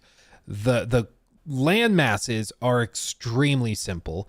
The big boulders you see over here are just scaled up versions of the smaller rocks you find around the map. They're just stretched and are bigger. But in the age of 2010, you could get away with that. It wasn't that big of a deal, and gamers were just kind of used to it. That the texture on this rock doesn't look very good. If you had a texture on a rock that looked like this nowadays, people would crucify you. I mean, it would be totally unacceptable. But back in 2010, it was okay to have this much empty space where you can see there's a few rocks plopped around here, but one artist could probably create this layout, this area of the map, everything you see, and place everything within like a day. Pretty easy, pretty comfortably. And when you factor in that this was made with like reused assets predominantly from Fallout 3, it was a very iterative process, which is why they could pump this game out in 18 months. But there's not a whole lot of wildly impressive detail or complexity here. You know, it's a lot of the same items repeated over and over and over again. The maps and levels are comparatively quite small, and the quality of individual assets are lower and all of that. So I think that's one reason why studios were able to pump stuff out so freaking fast compared to how they do it nowadays. And it's because I think standards were lower because technology was weaker. But also, I think in the same vein, people were more willing to put up with like shorter stories for like $60 basically. They were willing to put up with like smaller scope for $60. And I actually do think that they still are willing to pay $60-70 for a smaller in scope game. I think Space Marine 2 is a phenomenal example where it's a 10-ish hour campaign that's $60, but they add in a multiplayer mode and some other stuff. It's basically a 360 game, but with a 2024 coat of paint on it in a good way. And I think it proves that people are willing to spend full price basically, but for smaller scope games, so long as the quality is high. The difference back in like 2010, 2009, 2008 is that you could have shorter scope games and the quality was high for the time, but the difference is the quality standards for 2024 are way higher than they were in 2008 because the technology has improved and things like that. There's also no doubt like a lot of corporate bloat that goes into this. A lot of the teams that put these games together are huge and perhaps unnecessarily so. I think Call of Duty is a great example. I read a really interesting breakdown from an investor in Activision Blizzard before they were bought out by Microsoft. And he basically was arguing that the company was undervalued because in his opinion, the staff could be cut by 20, 30, 40%, and the same quality and same quantity of content could be produced for their current catalog. He's like, they have way too many employees for what they're putting out. Way too many employees. We could cut a lot of jobs, a lot of teams, and do the same amount of work. It's like when Elon Musk walked into Twitter headquarters and fired something like 70% of the staff. And X is literally, in terms of users, bigger than it ever has been, you know, and he cut 70% of the workforce. So I think there is perhaps some bloat in terms of like the bureaucratic way that things are set up where, you know, we've talked about the difficulties with how like BGS, for example, has run, where people are like, why is it so bloated? Why does it take so long for them to do kind of more basic things? And it's because you can have a team over here, a team over here, a team over here, a team over here. And each of these is specialized in different things. So you could have, you know, maybe this is the original writers that come up with like the design for the quest. And then they send that concept to the the environmental builders, the set builders, the guys that actually make the levels. And then they go in here after they design the level, they pass it off to the texturing crew that makes all the materials, makes everything look really, really good and pretty. And so they finish their work. They send it off to the lighting team, and the lighting team then hands it off to the animators who are going to take in the NPCs and get them placed and get them doing what they need to do. But oh no, they just figured out the scene isn't set up right. We actually need it arranged this other way because the NPCs, like, they can't stand at the bar the way it's set up right now. So then they have to send it all the way back here, and they have to fix it, and then it goes back through, and maybe now it passes, they do their work, and it passes forward to the final, like, cinematics team. But the cinematics team realizes, oh God, you have a bookshelf here where the camera needs to go. You need to remove the bookshelf. So they send it all the way back here, and then they send it, after they remove the bookshelf, all the way back through the pipeline, and it lands back here. And after they give it the go-ahead, it passes all the way through. So you have a ton of bloat and wasted time where you're going back all the way through the process multiple times. I would argue unnecessarily so. And this is how, like, a lot of companies nowadays work, where it's super, super bloated based on the departments. What CD Projekt Red did is that each of these is, like, color coded, right? You have different, like, colors for each team, if we just say that, right? And they just put teams where they have one person or two people or whatever you want to say from each team working on this in an individual team. So you just build a team with those people. And so all of this is removed. You don't have to deal with all these extra hurdles and bubbles and certifications and getting one person to sign off on it, one person to give the go ahead, and then it has to go all the way back through, and then this other person has to give their signature for it, and blah, blah, blah, blah, blah. Instead, you can just have one team that has each discipline represented, and they just make the whole level. And when they need something, they just talk to Tim. And then when Tim needs something, they talk to Rachel. And when Rachel needs something, she passes it off to Luke, and Luke fixes it, and they can just get it done really, really quickly. So I think that there's multiple things that go into it, but I think there's a mixture of higher quality standards on individual things like assets, animation quality. The demand is much higher now. Expectations for, like, motion capture are present when that wasn't really a thing here. I mean, all of the NPCs walked with kind of these dynamic animations that everybody else used, and it was, by modern standards, extremely poor. Whereas now the expectation is that it's much higher effort and higher production value. Same with voice acting, same with everything else that goes into it. So standards are way higher.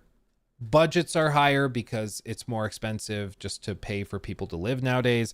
And then also, I think there's a lot of corporate inefficiency present at a lot of these bigger studios that is a result of the companies slowly expanding without having moments of real reflection where they go and trim the fat and reorganize and make sure that everything is working as efficiently as it can.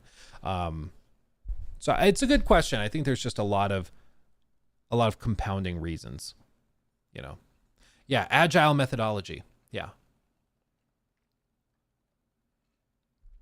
Yeah, Andrew Cohorn, the last team in the line, saying, F it, it's fine, might be why the bugs get through. Yeah, well, and even just, if you think of it this way, like, with this setup, after all of these headaches, each time this happens, time is being burned, right? And time is literally money because you're paying for people's salaries. But each time you have to send something back, that is expensive in time and money. And eventually, the big wigs in the corporate office, what happens? They get really frustrated things are taking so long. So what do? They say, well, you have to get this done. You have to get, maybe you just have different little projects. You got different little scenes, and maybe there's bigger encounters and bigger levels, and there's a bunch of, like, little bitty ones. But you have to get all of these through this process within a year. It has to get all the way through. And some of them go through and they get here and then they get sent back and then they go through again and they make it a little further and then they get sent back over here and then they go through, then they get sent back here because something went wrong, and then they get approved and they get put in the game. Eventually they run out of time and they have to start just sending stuff. So this one, it goes through and maybe they send it back here for review and for fixing something, but then they get back to here and they realize they need to send it back again, but they don't have time. So they send it forward anyways. And they're like, we're going to send it through, get it to where it needs to be to at least function, hopefully. And if we have time at the end of development for patches or something, we can fix it then. Which a lot of game studios handle things that way. That's fine. But what you'll see is that there's going to be a lot of times where that doesn't happen. And that's how you end up with bugs and glitches and broken stuff where it's just like, how did this make it through QA? Like, how on earth did they think that's okay? Then there's other cases where it just literally makes no sense. In the Starfield video I just put up like a few minutes ago on the big channel, that gun still doesn't reload from the paid mod. It still doesn't reload in first person. If you swap to third person, the gun reloads. If you stay in first person, it won't reload. And that's a $7 quest to get that gun. It doesn't make any sense. It's baffling, but that's months after that quest was dropped, right?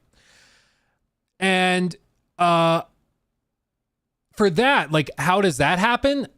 I don't even know. With BGS, that's why it's so confusing. Because you would think they'd get to maybe here and then they realize, hey, the gun doesn't reload.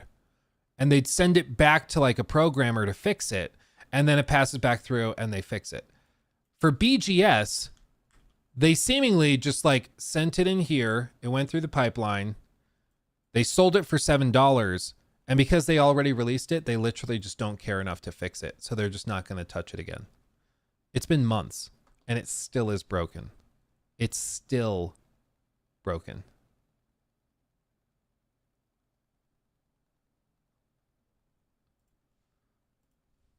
Yeah, we can try a live demo. How about that? Just in case people don't believe me. We'll do it live! F it! We'll do it live! The Astrobot folks said they use the same approach as Phantom Liberty, which is another showcase of the benefits to that approach. Yeah, I think it's pretty clear that it works more efficiently than the big corporate structure. The big corporate structure is beneficial for some workloads and for some types of stuff where multiple layers of approvals are useful. So think like legal stuff or like when I worked in corporate real estate, when we would have a listing, we would go through and we would have like the marketing guy look at it and they would go and check it out, and then they go through here, and then they go through there. And there were many, many layers of approvals, but it's because we didn't want to get into a situation where we were posting something and then like accidentally revealing wrong information that causes people to lose hundreds of thousands or even millions of dollars, right? So in some fields, I think it makes sense to have that bureaucracy, right? To slow things down so that we really get it right. Hopefully. The problem with a lot of these companies, though, is they're slowing it down and they're still not getting it right. Should we see it? Should we see it? I filmed it in the video that reloading it didn't work. Where is it? There it is. The reloading it didn't work unless you were in third person. So let's see. I'm going to fire.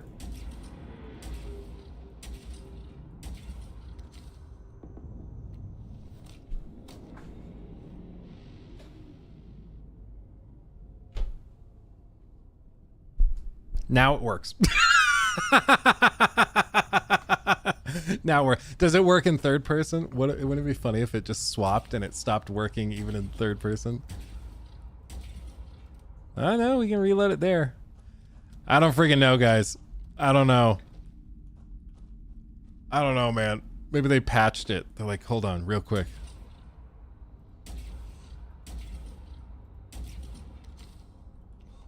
Yeah, it's reloading now.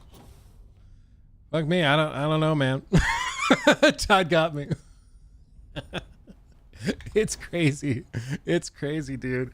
You can't make this stuff up though. Like the fact that it was like it's not reloading whenever we filmed that video, like 2-3 days ago.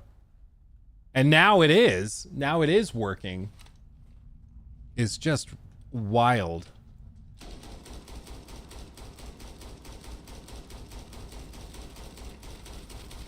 It makes me really wonder what it is that's making it so it doesn't reload. You know, like what would be doing that?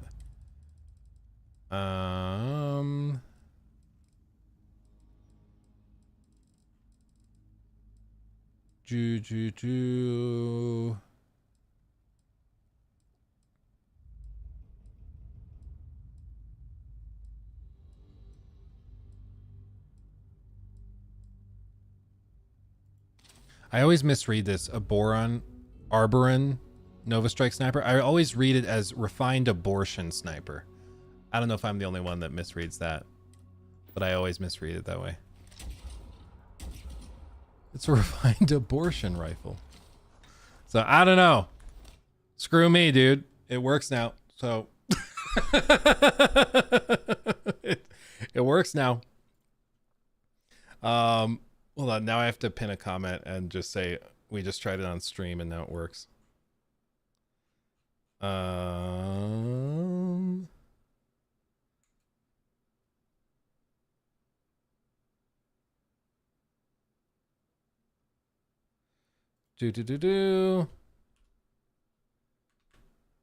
I just tried it reloading it on stream on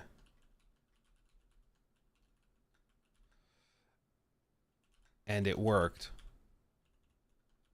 So F me, I guess. I don't know why it works sometimes and not other times. Lamau.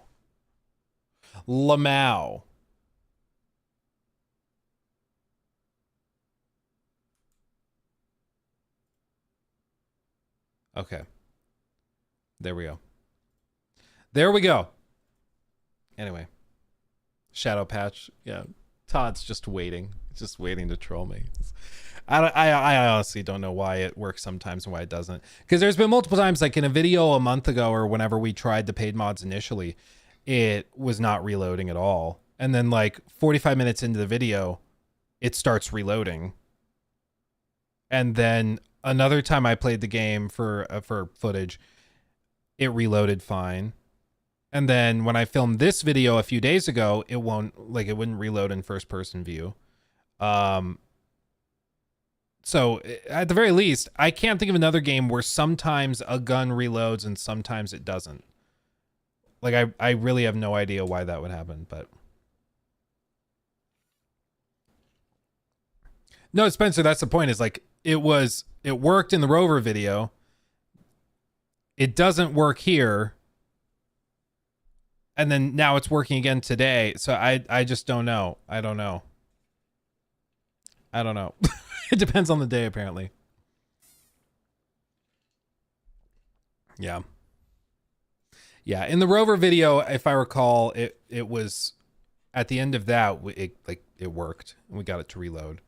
But then in this video, it doesn't work in first person, but it works in third person. And then today it's working in both first and third person. So I don't know. I don't know anymore. The more I try to figure it out, the more I get a headache. My brain can't keep up. Can't keep up. It doesn't work when you aren't recording a streaming. Yeah, basically. It's like Todd had them install a button on his desk. It's like just whenever Luke's filming anything, just mess with him. Honestly, that would be pretty funny. I wouldn't even be upset. I'd be like, you know what? Fair enough. You got me. You got me. Okay. We do have the podcast here in a little bit. We're going to talk with Joel Raptor. I'm really interested in hearing his thoughts on the PS5 Pro because I have, of course, strong feelings about it, but I don't know where he's going to land. Did he tweet about it yet? I don't actually know.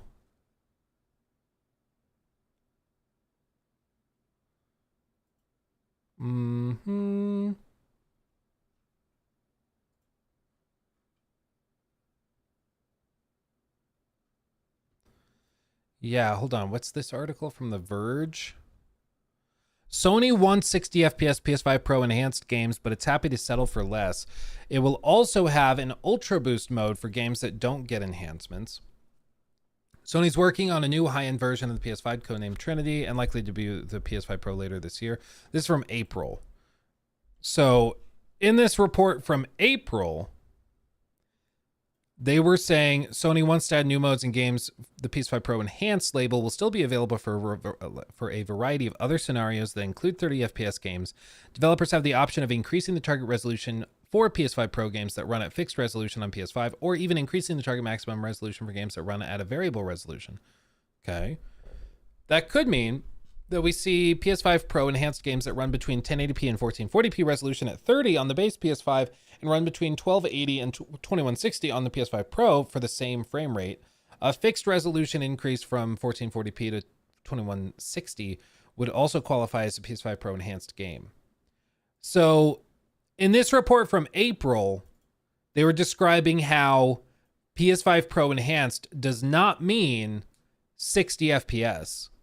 It could also mean 30, but with a higher resolution. So the label isn't really clear. I feel like for the PS4 Pro, it was always like, you'll get an unlocked frame rate, so we'll like open it up. But I still feel like the expectation was like 60.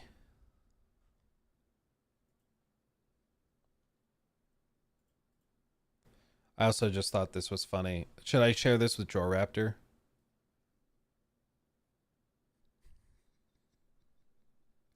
Jor, I found a mod. I started playing with this mod and the game's way better. Silences over 900 lines of Aloy's endless yapping, dialogue, and puzzle hints. Oh, man. That's pretty funny. That's pretty funny. I mean, come on. Come on. That's pretty funny.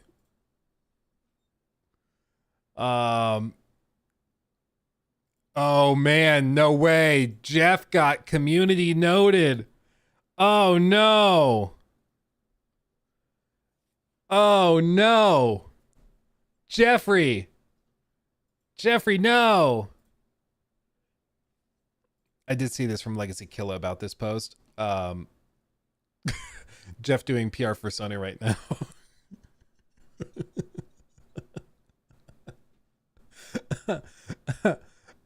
Because Jeff like went off yesterday and just was posting pages and pages of like stuff on the PS5 Pro, and like look at all of these posts on it, like just going off, hyping it up, you know, like it's a little crazy, right?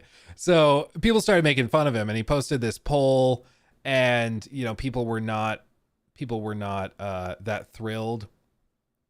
Where's the survey? Yeah, here. How would you grade today's PlayStation technical presentation? 67% of people said D or below. 16% said C. Like,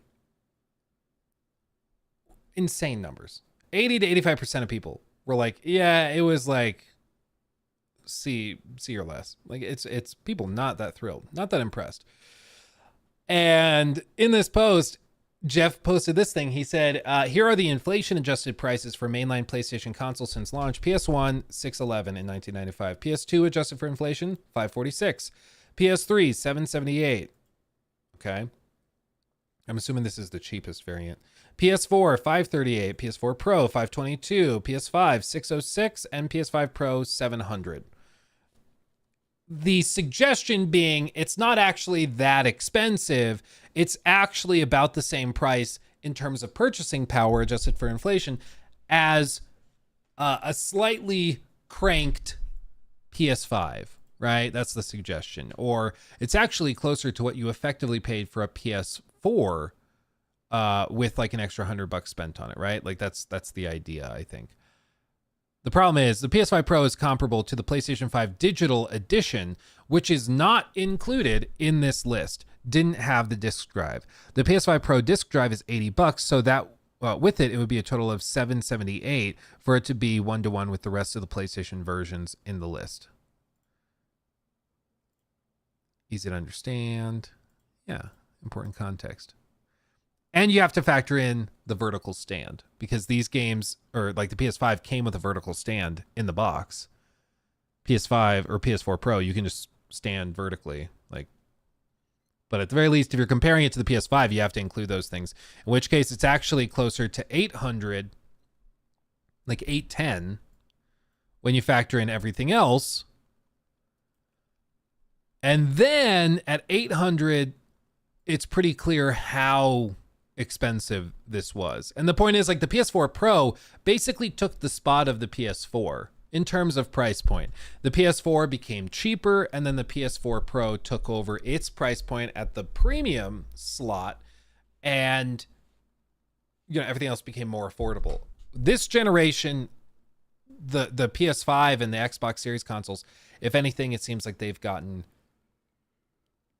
the price raised in some markets for the PlayStation 5, for example, or they've stayed steady. And because of inflation, that actually is tantamount to, I guess you could argue, like a price cut, because maybe that's how you get around it, but it's still like very, very expensive. So this is, I think, a fairly desperate attempt to save face and to convince people that it actually makes sense, but I'm not so sure I buy that. What do you think is the right price for the PlayStation 5 Pro? I mean, I think they need to include the stand and they need to include the disc drive. So if it includes those things, then maybe, like, based on what I saw in terms of performance improvements, I would hope it could still do $549 or like $600. But if we're saying just like it doesn't include the PS or the stand or the drive,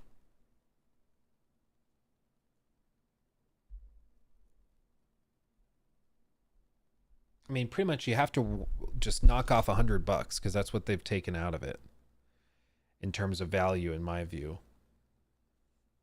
So based on what I saw, I'm like at $549, I'd be more inclined to be happy with it. If you're gonna sell me the disc drive separately, if you're including that stuff in the box, I think it's more flexible. But yeah, the fact that they took the stand and the disc drive is pretty laughable. Games with enhanced versions: First Descendant, Ratchet and Clank, Marvel, Forbidden West, Hogwarts Legacy.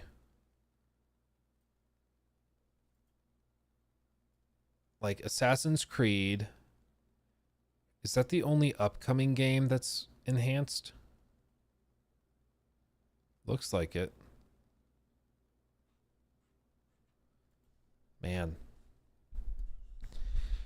What an oopsie. What an oopsie. Tell you what.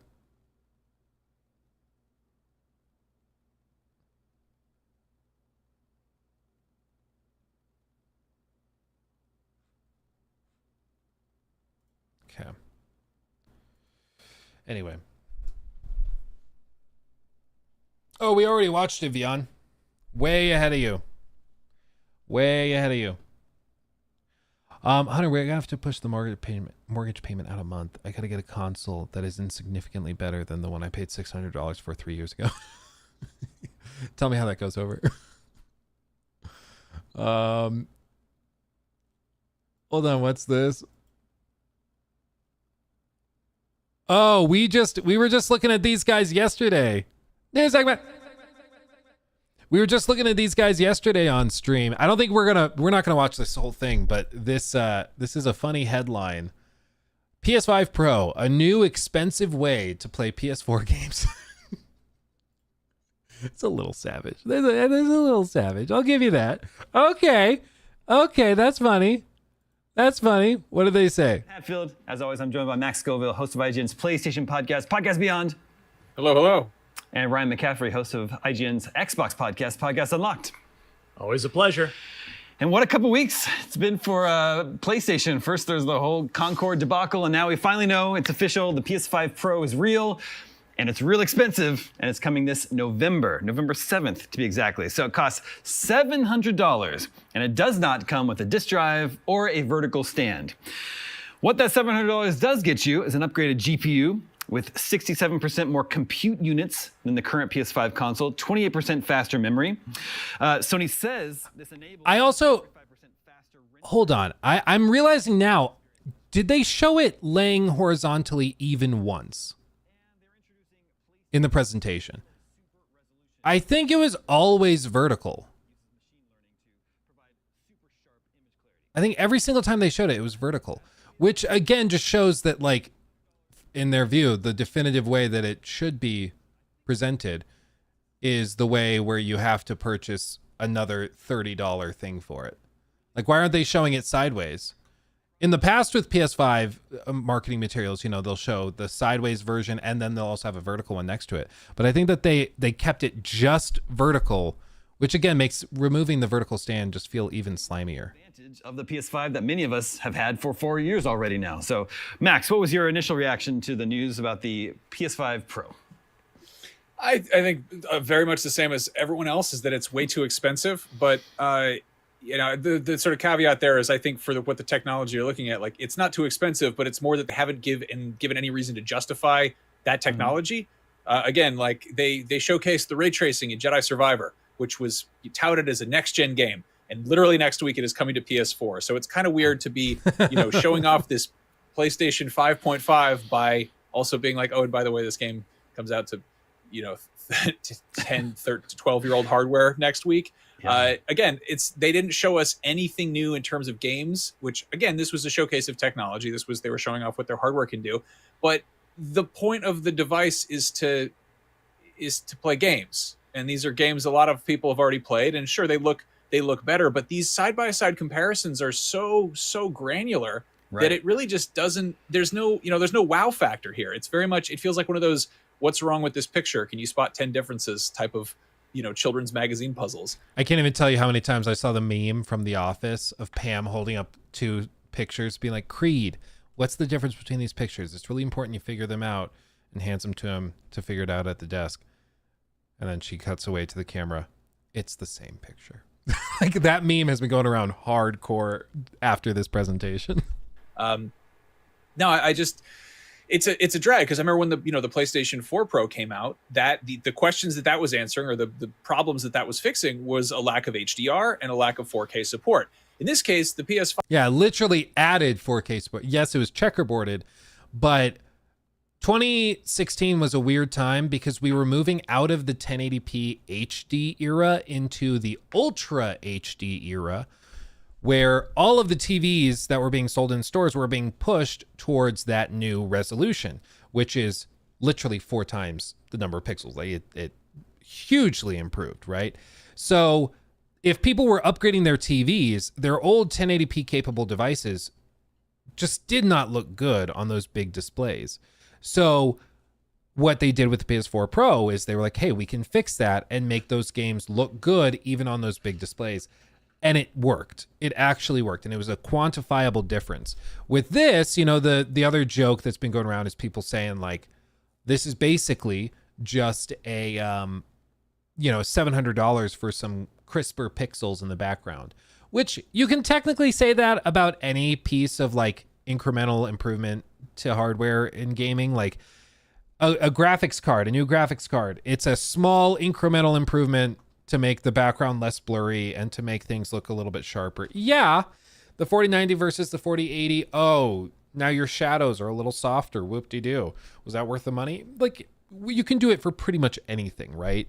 So I want to be fair. I get the sentiment. I understand why people feel that way, but I want to be fair that it's like, yeah, technically speaking, nobody that can tune out graphics quality or doesn't appreciate it, they should not be buying a PS5 Pro, but it was also not built for them.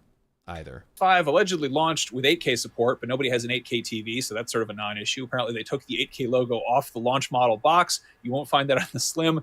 The PS5 Pro can do 8K. They didn't even mention that because it's such a non-issue that no one's even looking ahead that far. It's not even a matter of looking ahead that far. It's that 8K as a resolution is so freaking stupid. I feel like anybody who talks about it just fundamentally doesn't understand what resolution even means. The human eye is only capable of so many things. Like if you're watching this on a screen right now, look at the screen. Can you see individual pixels? Chances are probably not if you're watching on like a modern display. If you have a phone, hold your phone up and even like put it all the way up to your face and try to spot pixels. If it's a modern like iPhone, chances are, even looking super close, you're not going to be able to make out individual pixels. And it's because the pixels per inch are so small that your human eye can't actually see it because they're so packed in there. So the way that you can make the most of a higher resolution is by stretching it out. So the individual pixels get bigger, physically bigger. With a 4K screen, you can get pretty big if you're sitting at normal distances. If you're sitting like 5 feet away, your eye still won't be able to make out those pixels. Because ideally, and this is what we did when we sold TVs back when I worked at Magnolia Home Theater, the ideal sitting distance is basically as close to the screen without being able to make out pixels. That's the ideal distance, right? So for a 4K display, for most people, that's as close as like, depending on the size of it, of course, that's as close as like 4 to 5 feet away from the display. I'm sitting in front of a 48-inch 4K monitor right in front of me here, and this thing is 4K, 48 inches. And from here, what, like 2.5, 3 feet away, I can't make out individual pixels. I can't see it. And I'm sitting this close.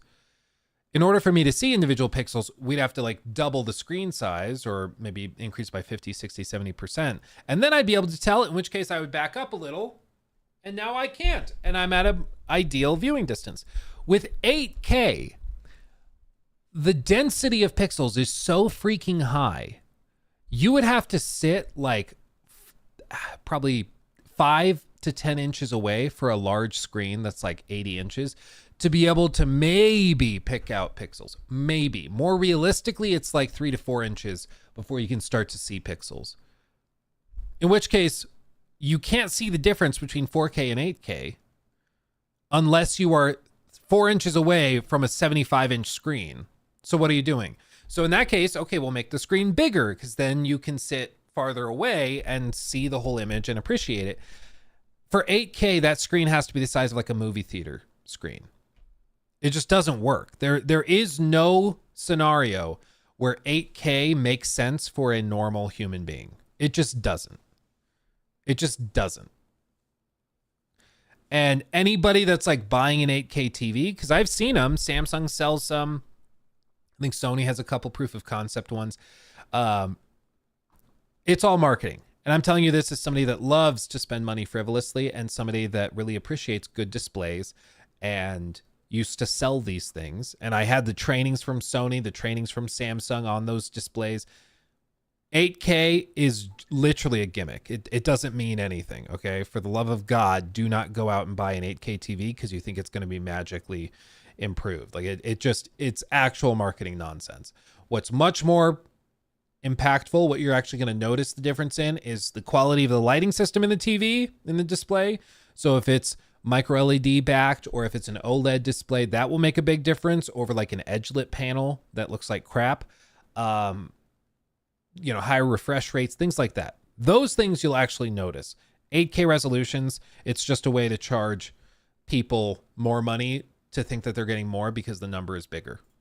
I think the only like positive thing about this out the gate is that it's got a 2 terabyte hard drive, which is a substantial improvement over the, what is it, 880 gigs, right? Yeah, it's Well, to be clear, it's going to be 2 terabyte hard drive, or SSD rather, minus the 150 gigs for the system that are reserved. So it's going to be like 1.8 terabytes effectively, which is better than the 0.8 terabytes that you currently get. But I get what he's saying.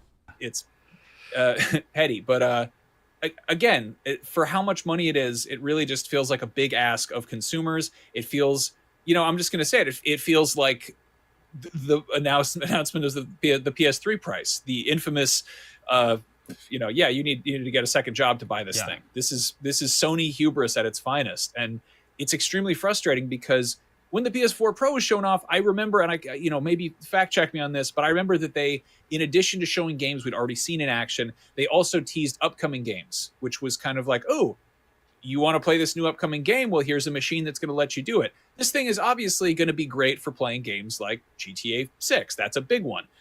Presumably, Insomniac's Wolverine will take great advantage of this new hardware. But we haven't seen anything of that game officially, unleaked at least. And Rockstar is definitely playing things close to the chest. We haven't seen anything of GTA in action since that one big reveal trailer. So, like, again, it's an impressive piece of hardware, I think, but it's just such a baffling, sort of just out of touch thing to announce right now. Yeah, it could. One potential theory I've got with it is that, like, pretty clearly this was designed to appeal to people with like the PS or with the like GTA 6 release and with that stuff. And so maybe the plan is release it now, get the initial wave of scalpers and of the rush to the store with it and all the people selling it out. Maybe get that rush out of the way now, and then next year when people really will need it for like GTA 6 need it, then it will be more widely available. Maybe that's the strategy, just get it out now or whatever. I'm not sure. What seems more clear to me is that this is likely a result of them not having anything big to sell other than their live service games this year. They've been talking to investors for the last like 6 months, how they don't have any big tentpole stuff for the end of this fiscal year. They've got some live service stuff, which ended up being Concord, and that didn't go anywhere, of course. That was a bit of an oopsie. So they've been communicating that this was basically going to hopefully save the end of their fiscal year, but it probably will. I mean, it's still going to sell out, almost certainly, but I think it's... I think that this was not born out of it being like the most apt time to release it or the best time to release it. I think that this was born out of them basically having nothing else to sell to you this year, and they just had to get it out the door. I doubt it will. Dude, that reveal trailer has like 90-something thousand upvotes. Like, they're not going to make that many for the first 3 to 6 months. And there's going to be, I agree, Monjo. I think a lot of scalpers are going to buy it up. I think it's going to sell out. The disc drive, the optional disc drive is already selling out. And the PS5 Pro isn't even out yet. Like, not even pre-orders are open. It's crazy. They're buying the disc drive. And a lot of PS5 Pro owners are not even going to buy the disc drive. Like, it's going to be madness. Could very well be that $700 price tag is reasonable for what it is, especially if you compared it to a PC that you could build for the same price. But like I was saying, it just doesn't seem to be solving any problem that anyone has already. So, why? Well, why would anybody want to upgrade? Although, Ryan, for Xbox's consideration, they can no longer say they have the world's most powerful console. That is very true. Yeah, that is true. Although, look at the sales numbers. How much has that really done for them anyway? Sure. Granted, I think Xbox's problems weren't really and still aren't hardware. Their hardware power, their lack of high quality exclusive games, which that ship finally seems to be turning the corner. But yeah, this presentation, like the PS4 Pro and the Xbox Series X that came later, this time there doesn't seem to be an Xbox Series XX coming later. But at least with the PS4 Pro and the Xbox One X, you had 4K. That was like this very tangible thing. Everybody was buying 4K TVs at that time. Their first 4K TV. It was a really obvious thing that you could point to and go, well, this console can run your games in 4K. Now, the PS5 Pro, it's just the benefits are so much further in the weeds that it's tough to to pick them out. I mean, this presentation did not do a good job of selling the PS5 Pro, in my opinion. It basically amounted to Mark Cerny saying, well, stuff in the background is clearer and your frame rate's a little better.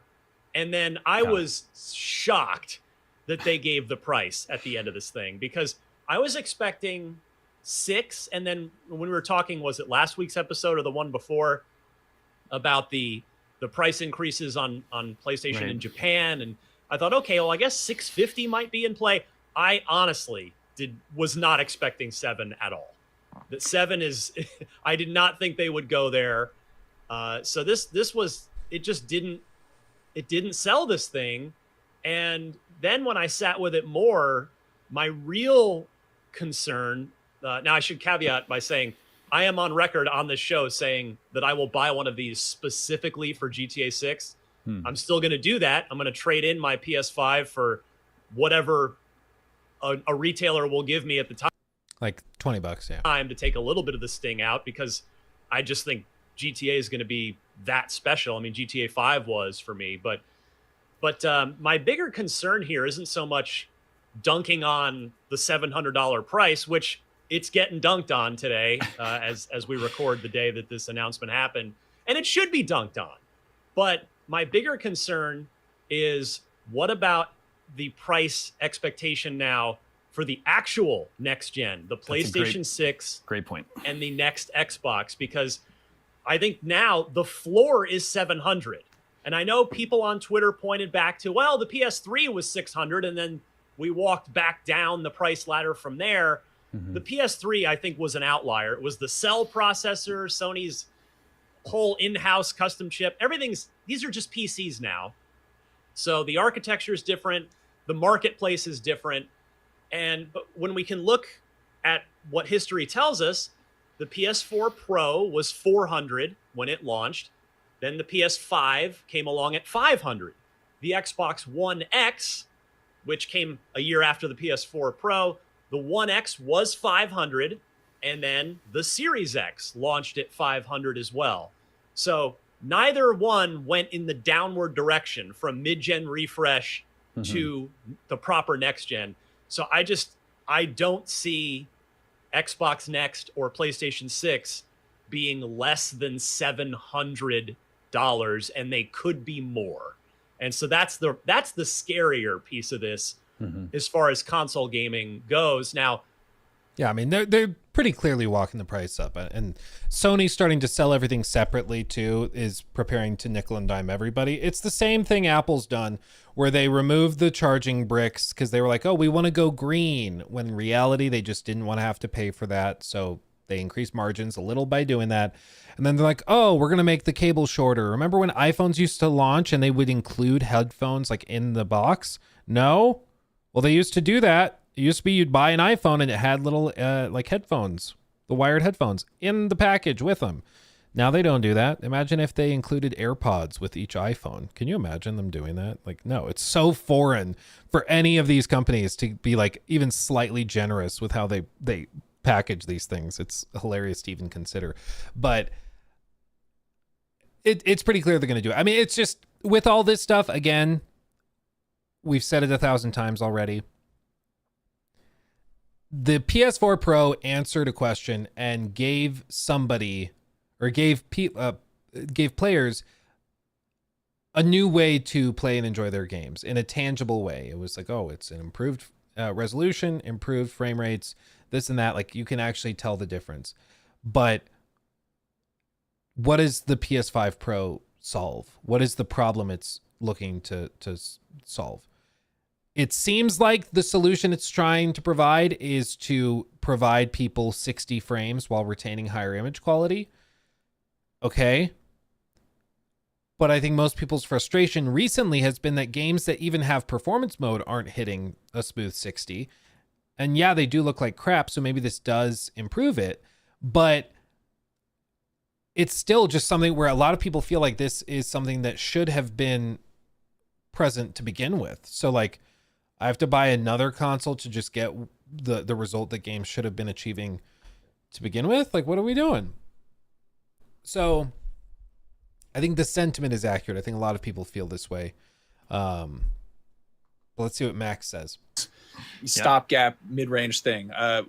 The fact that they demonstrated this system by showing gameplay of a lot of games that are out on PS4 doesn't really sell a PS5 Pro, let alone a PS5. It's kind of saying, hey, if you haven't jumped on this console generation quite yet, you're not really missing out that much.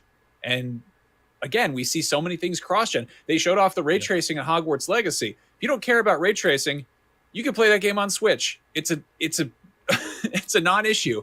To the price point discussion too, like the fact that everyone is coming out of this just agape at the fact that it is $700 or €800. It is so expensive, even if it is a good value for what you're getting in terms of actual hardware.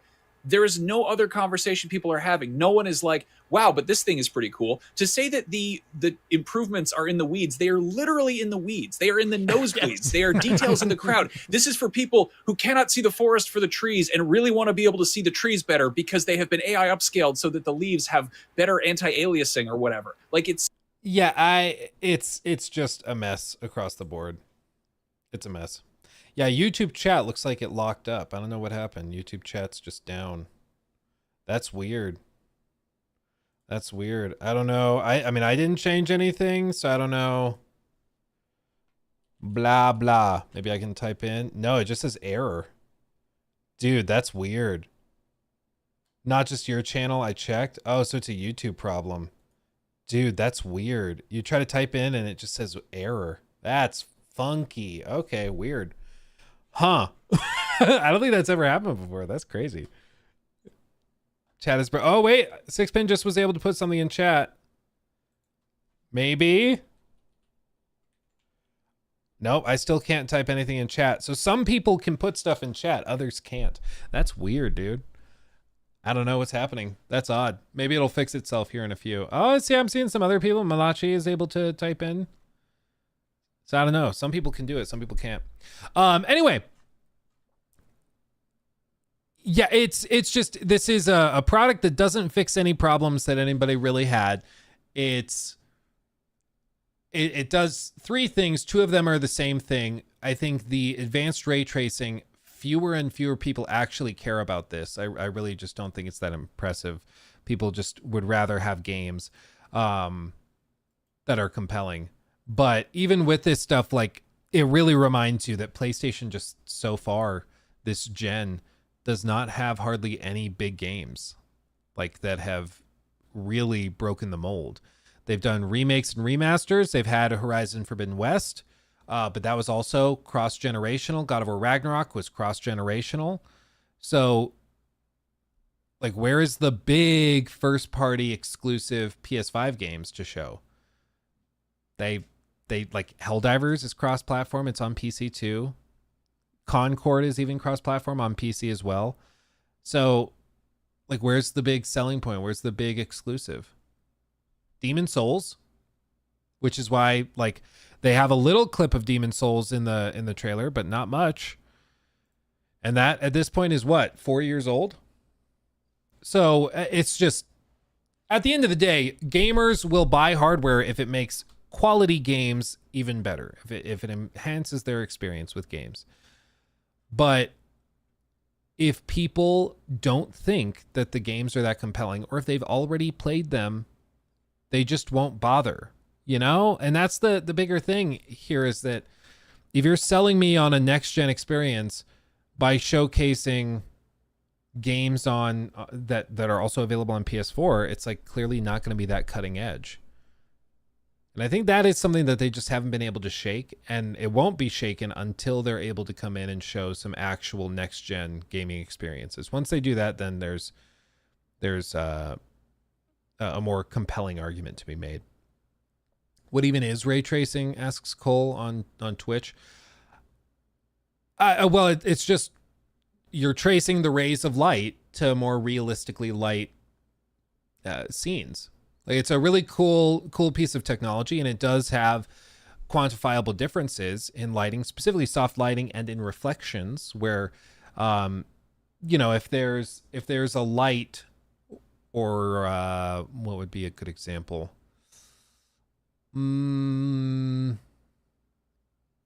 What would be a good example? I mean, just anything like on the underside of the statue. All of this is still lit, even though the light hitting it is coming from up there.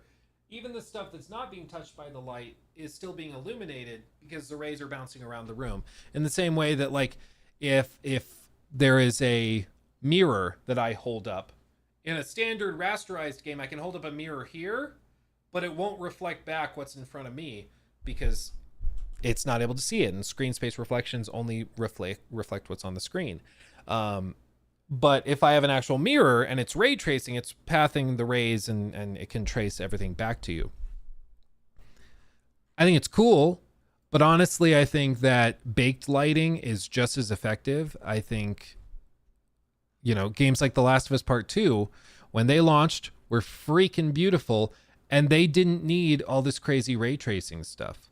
You know, there's this video from Nick Tech 7 months ago showcasing the side-by-sides between Suicide Squad and Batman Arkham Knight.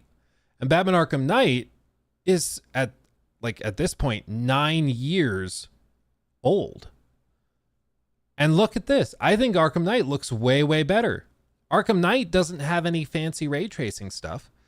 It's just really high quality lighting. A lot of it is baked because there's no dynamic day-night cycle. So basically they can put all this stuff into the engine, all the lighting and stuff, and then they can bake it in where basically they have the computers in the dev studio or the servers and supercomputers and stuff. They bake in the lighting, so it's basically the engine is remembering what the lighting looks like. It's not having to actively compute it, which I think is an amazing technique. It's what Naughty Dog does to get their games looking so good, even in the PS4 era. And it works fantastically well. Now, yay, YouTube chat's back. We're back. We back. YouTube chat's back.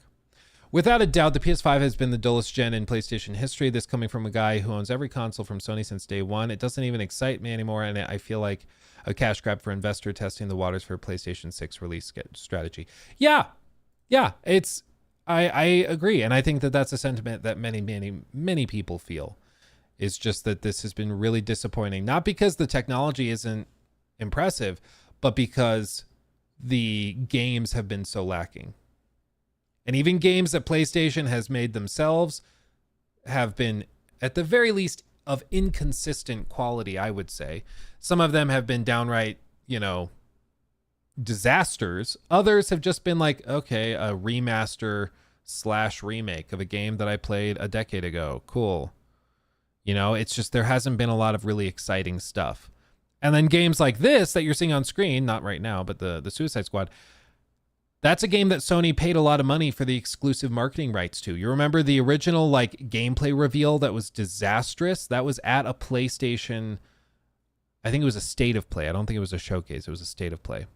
But like, look at this game. This game on screen is 10 years old, almost. Next year, it'll be 10 years old. This was running on hardware that was considered pretty modern in 2012. By 2013, the hardware this game is running on was considered to be like a little weaker.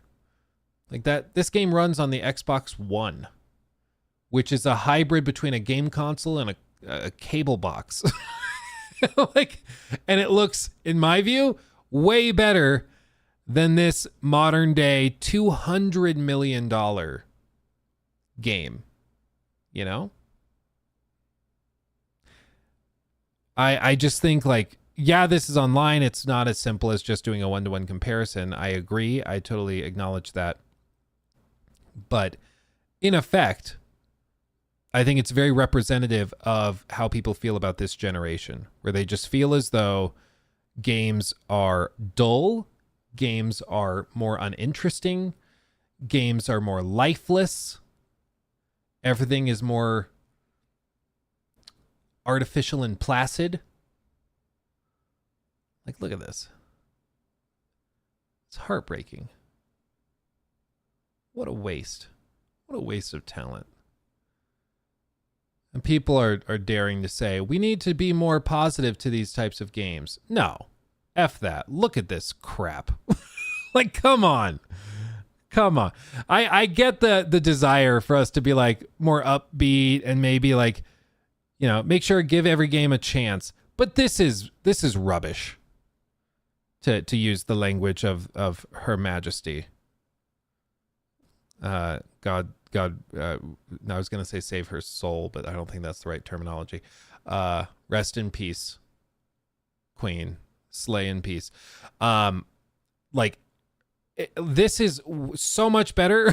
it's ridiculous. So no, I'm not gonna feel bad for bashing on Suicide Squad. If you want me to be positive about that, then maybe you should be more positive towards better games. Like, look at that. It's just night and day. Jeez, man. What happened? What happened, dude? Will PSSR make Red Dead Redemption 2 play at 60 frames? If Rockstar wants to take the time to make it happen, maybe. But they're a little busy right now. They have their plate full. Just a tad. Okay, now that chat's working, I can read super chats again. I couldn't even get them to load before. Kappa Claus also, thank you for subbing with Prime over on Twitch. 6 months here, 15 months on YouTube. I always love the streams and the vids. Kappa, what an overachiever. Subbed and a member. What a G. That's fantastic. Thank you, my friend. Okay, let me go back and catch up on these real quick. Okay, Brown Boy Gaming, thank you for the 5. Bloodborne and GTA 6 with the DLCs deserve a big remake. Love from Canada. Much love from the US to Canada. Bloodborne and GTA 6 with the DLCs deserve, or GTA 4. I'm not dyslexic, you are. GTA 4 deserve DLCs and remakes, or the DLCs deserve remakes. I agree, they do deserve remakes. Absolutely. A GTA 4 remake that's done well would be really, really good. Do I think we'll ever get that? No. Bloodborne, I do think the odds are pretty high we see a remake of it, but I think we don't see that until the PlayStation 6. I think that's how they're going to sell that console to you. I think they announced PlayStation 6 at like $600-700, and then they justify it by showcasing a trailer of Bloodborne 2 or a Bloodborne remake, and everybody's going to just suck it up and buy it. Like, we'll all complain about it. People will still buy it to play Bloodborne remake. Let's be honest. Let's be honest. It's the same thing with like GTA 6. GTA 6 comes out, and they're like, yeah, it's available for $70. Also, if you want to play it a week early, you can pay $130. And again, let's be honest, everybody's going to pay that. Yeah, Syntax, you will own nothing and you will like it. Damn right. Amazonian, thank you for the super chat. I think a console with an RX 7800 XT for $700 is a fair deal. If you build a PC with the same spec, it will be $1,300. When GTA comes, you will notice its power. Well, and perhaps that's the point, though. When GTA 6 comes, you'll notice its power. Yeah, but if we have to wait a year for this thing to be worth it and for us to really appreciate what it's capable of, why buy it now?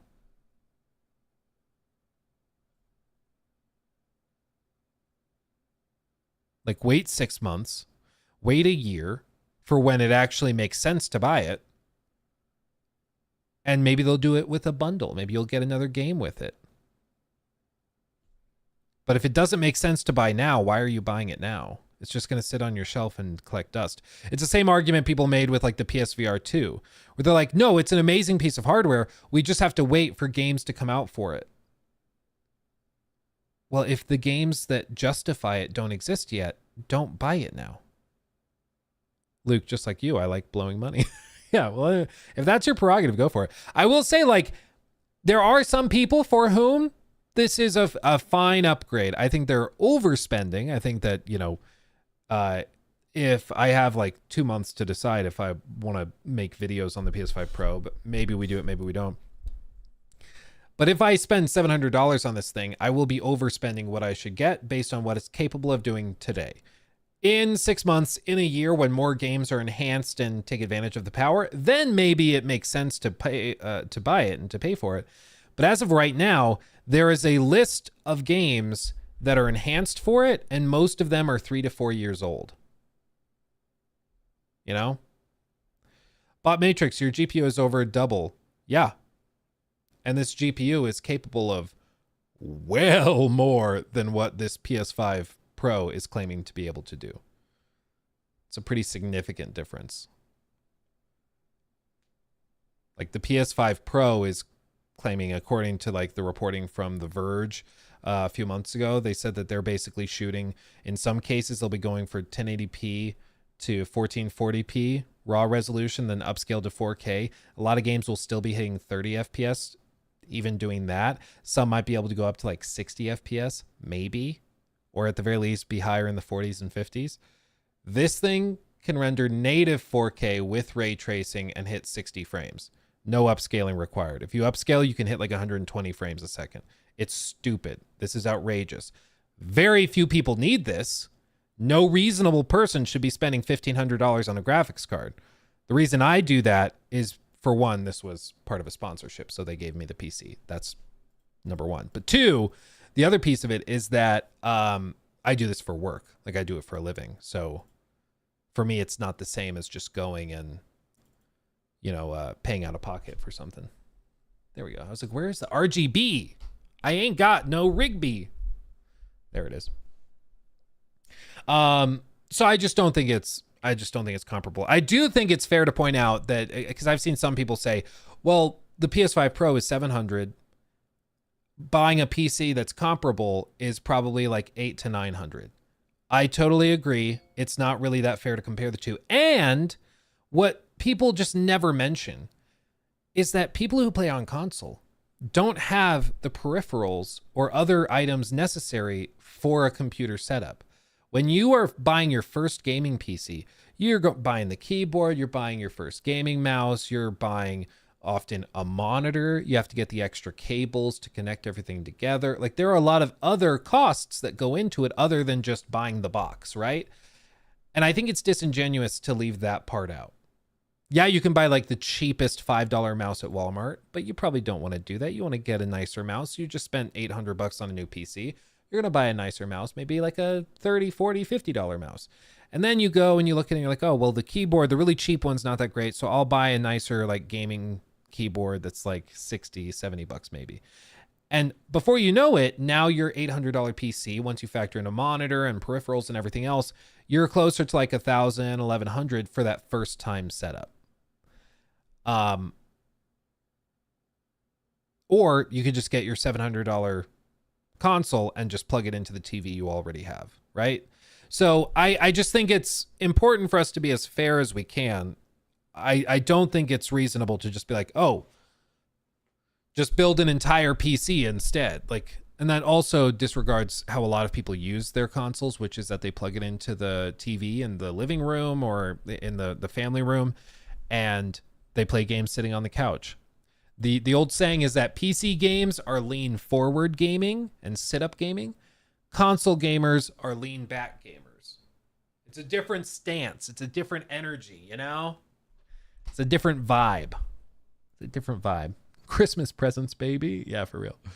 Monitors are way cheaper than TVs. But even if you're going to be like, hey, let's get a comparable computer to the PlayStation 5 Pro, presumably you're buying like a 4K monitor as well. So like that's going to raise the price as well. So things just stack. Things stack. Norcat. Anybody complaining about the prices of brokey, contact me if you want to join Hustlers University. Trademark. Yeah. Anyway, Amazonian, I think I get what you're saying. In terms of the price for the technology, perhaps it is a very, very fair deal. And I think that that's fair to acknowledge. However, just because the hardware, when priced roughly 1-to-1, is a good deal, that does not mean that as a product, it's a good deal. There's a difference. And I think with this, because there just aren't currently games that take advantage of this in a compelling way, as far as I've been able to tell, I just don't see why I would need to buy this now. It's like you could get a 4090. I could sell this to you for $1,000 instead of $1,500, or for $200. Great. Amazing deal. But if you don't have a computer to put it in, it's useless to you. Like, it's a great deal on a technological level, but as a product for you, it doesn't make any sense. It would still be $200 spent for basically no quantifiable benefit. So I do think the PlayStation 6 will make sense eventually. Right now, it just doesn't, though, as far as I can tell. Thank you for the 5, Caleb. I'm spending $5 to shame chat. Almost 2,000 people on YouTube and only 300 likes. This is why your mom cries and your dad is disappointed. Shame. That's funny. Well, chat, you've been shamed by Caleb. Thank you for the 5. Kush, thank you for 16 months as a member. Hi, Luke. If there's so much bloat, then that just means more layoffs, doesn't it? You can cut the fat, or you can't cut the fat any other way. This is in regard to our discussion over company size and kind of bureaucracy getting bloated up in some of these development studios. Sometimes it means layoffs. In the case of CDPR, it didn't mean layoffs. It meant restructuring. And sometimes restructuring is just code for layoffs. Other times restructuring is actually just restructuring. They are taking the teams and rearranging how they work and breaking it out. And in the case of CDPR, it literally meant that they took a team of 20 programmers and split them off. So one programmer went over with this smaller strike team, one went over here with this strike team, and they basically just spread everybody out. So sometimes it means layoffs, but it doesn't have to. And with other companies that have found success, like the guys behind Astrobot, CDPR with Phantom Liberty, they've been able to just reorganize and it works well enough. But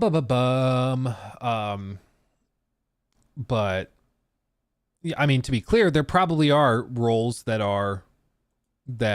could be eliminated within a lot of these companies. Like, does Call of Duty need 15 different people managing the monetization on their battle pass? I don't think so. I think that's a little excessive. Like, there probably are places where you could literally like shrink teams down and operate just as efficiently. You know, I'm sure in almost every studio and every company, there's probably places like that. Amazonian again. Let's see. Oh wait, did I just read this one? Oh, I think it's just a reworded version of the same thing. Luke, if you go and build a PC with these specs, it would cost $1,300 at least. GPU prices are higher now. $699 is valid. Yeah, again, just going back to what I was saying, just because as a piece of technology, the price is good value there, it doesn't mean as a product it makes sense. In a year when there's more games that actually can utilize it, cool. Like if we get Death Stranding 2 and it looks way better on PlayStation 6 or PlayStation 5 Pro, then okay, that could actually make sense. Otherwise, like right now, I personally don't see it.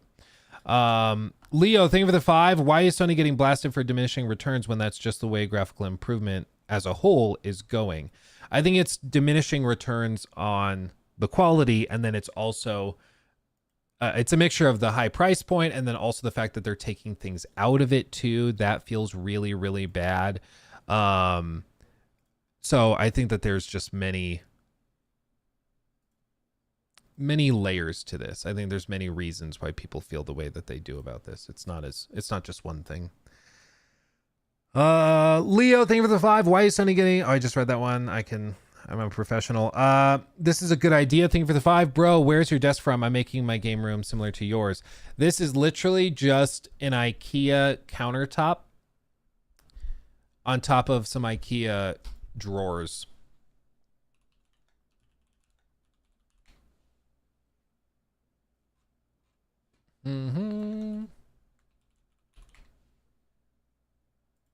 There's an entire subreddit committed to it.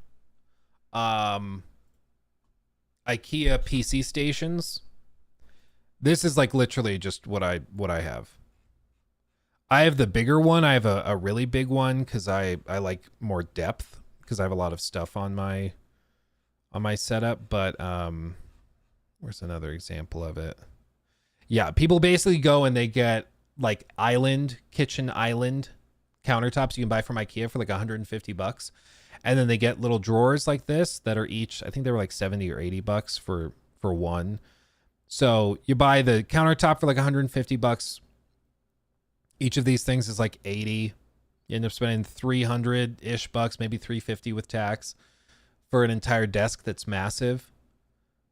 Versus if you buy an actual like gaming desk that's branded like a gaming desk, you're going to get something half the size for twice the cost. So yeah, I heavily recommend this. Like this is a wonderful, wonderful option for your setup. And I can't recommend it enough, you know. Work smarter, not harder. And it looks good. Like I have the big ass mouse pad, but you can see like it's a nice wood. Like, and it's tough because again, it's designed to be like a kitchen island or countertop. So just do that. My buddy Michael did it when we were in college. And I was like, that is brilliant. So when I moved to our last house, I decided to do it myself and haven't looked back. It's awesome. Actual solid wood. No, it's that would be really, really heavy. You can get some that are solid wood, but this is like some hybrid. It's got like a whatever matrix inside. It's not a solid chunk of wood, no, but it looks like it. It looks like it. Yeah. You can get some actual wood ones, but they'd be so heavy and difficult to deal with. I don't know if it would be worth it, honestly. But it works great. It works great. Thanks, bro. Thank you for the 5. Thank you. Hopefully that answers it. Cool room. Are those cabinets a bit low? Not sure what you mean. Cabinets low. Do you mean like the drawers in the picture? You can get little feet for them. You can do stuff like that. It works well. Was tired of plastic ones cracking all the time. I'm actually using plywood as my rolling chair mat right now. Oh, really? Oh, that's funny. Hey, if it works, it works. I need to do something like that. This carpet is like the cheapest of the cheap builder quality. It's like really bad. And where this chair sits, the carpet is just like so matted. I've steam cleaned it. I use a vacuum on it constantly, but it still is like struggle bussing. But anyway, I am going to call this stream here. We're going to hop on the podcast with Joe Raptor here in just a few minutes, in about 20 minutes, back here on Luke Stevens Live. So get up, stretch your legs, go grab a drink, grab a snack or whatever, and then we'll be back with the one and only Joe Raptor talking about gaming some more, okay? So we'll call it here, and I will be back soon. Thank you to all the new followers over on Twitch. Thank you to everybody who's been so crazy supportive on YouTube's side of things. We'll be back in like 20 minutes and talk some more, okay? Much love. I'll see you very, very soon. In the meantime, maybe go watch the new Starfield video. Check it out.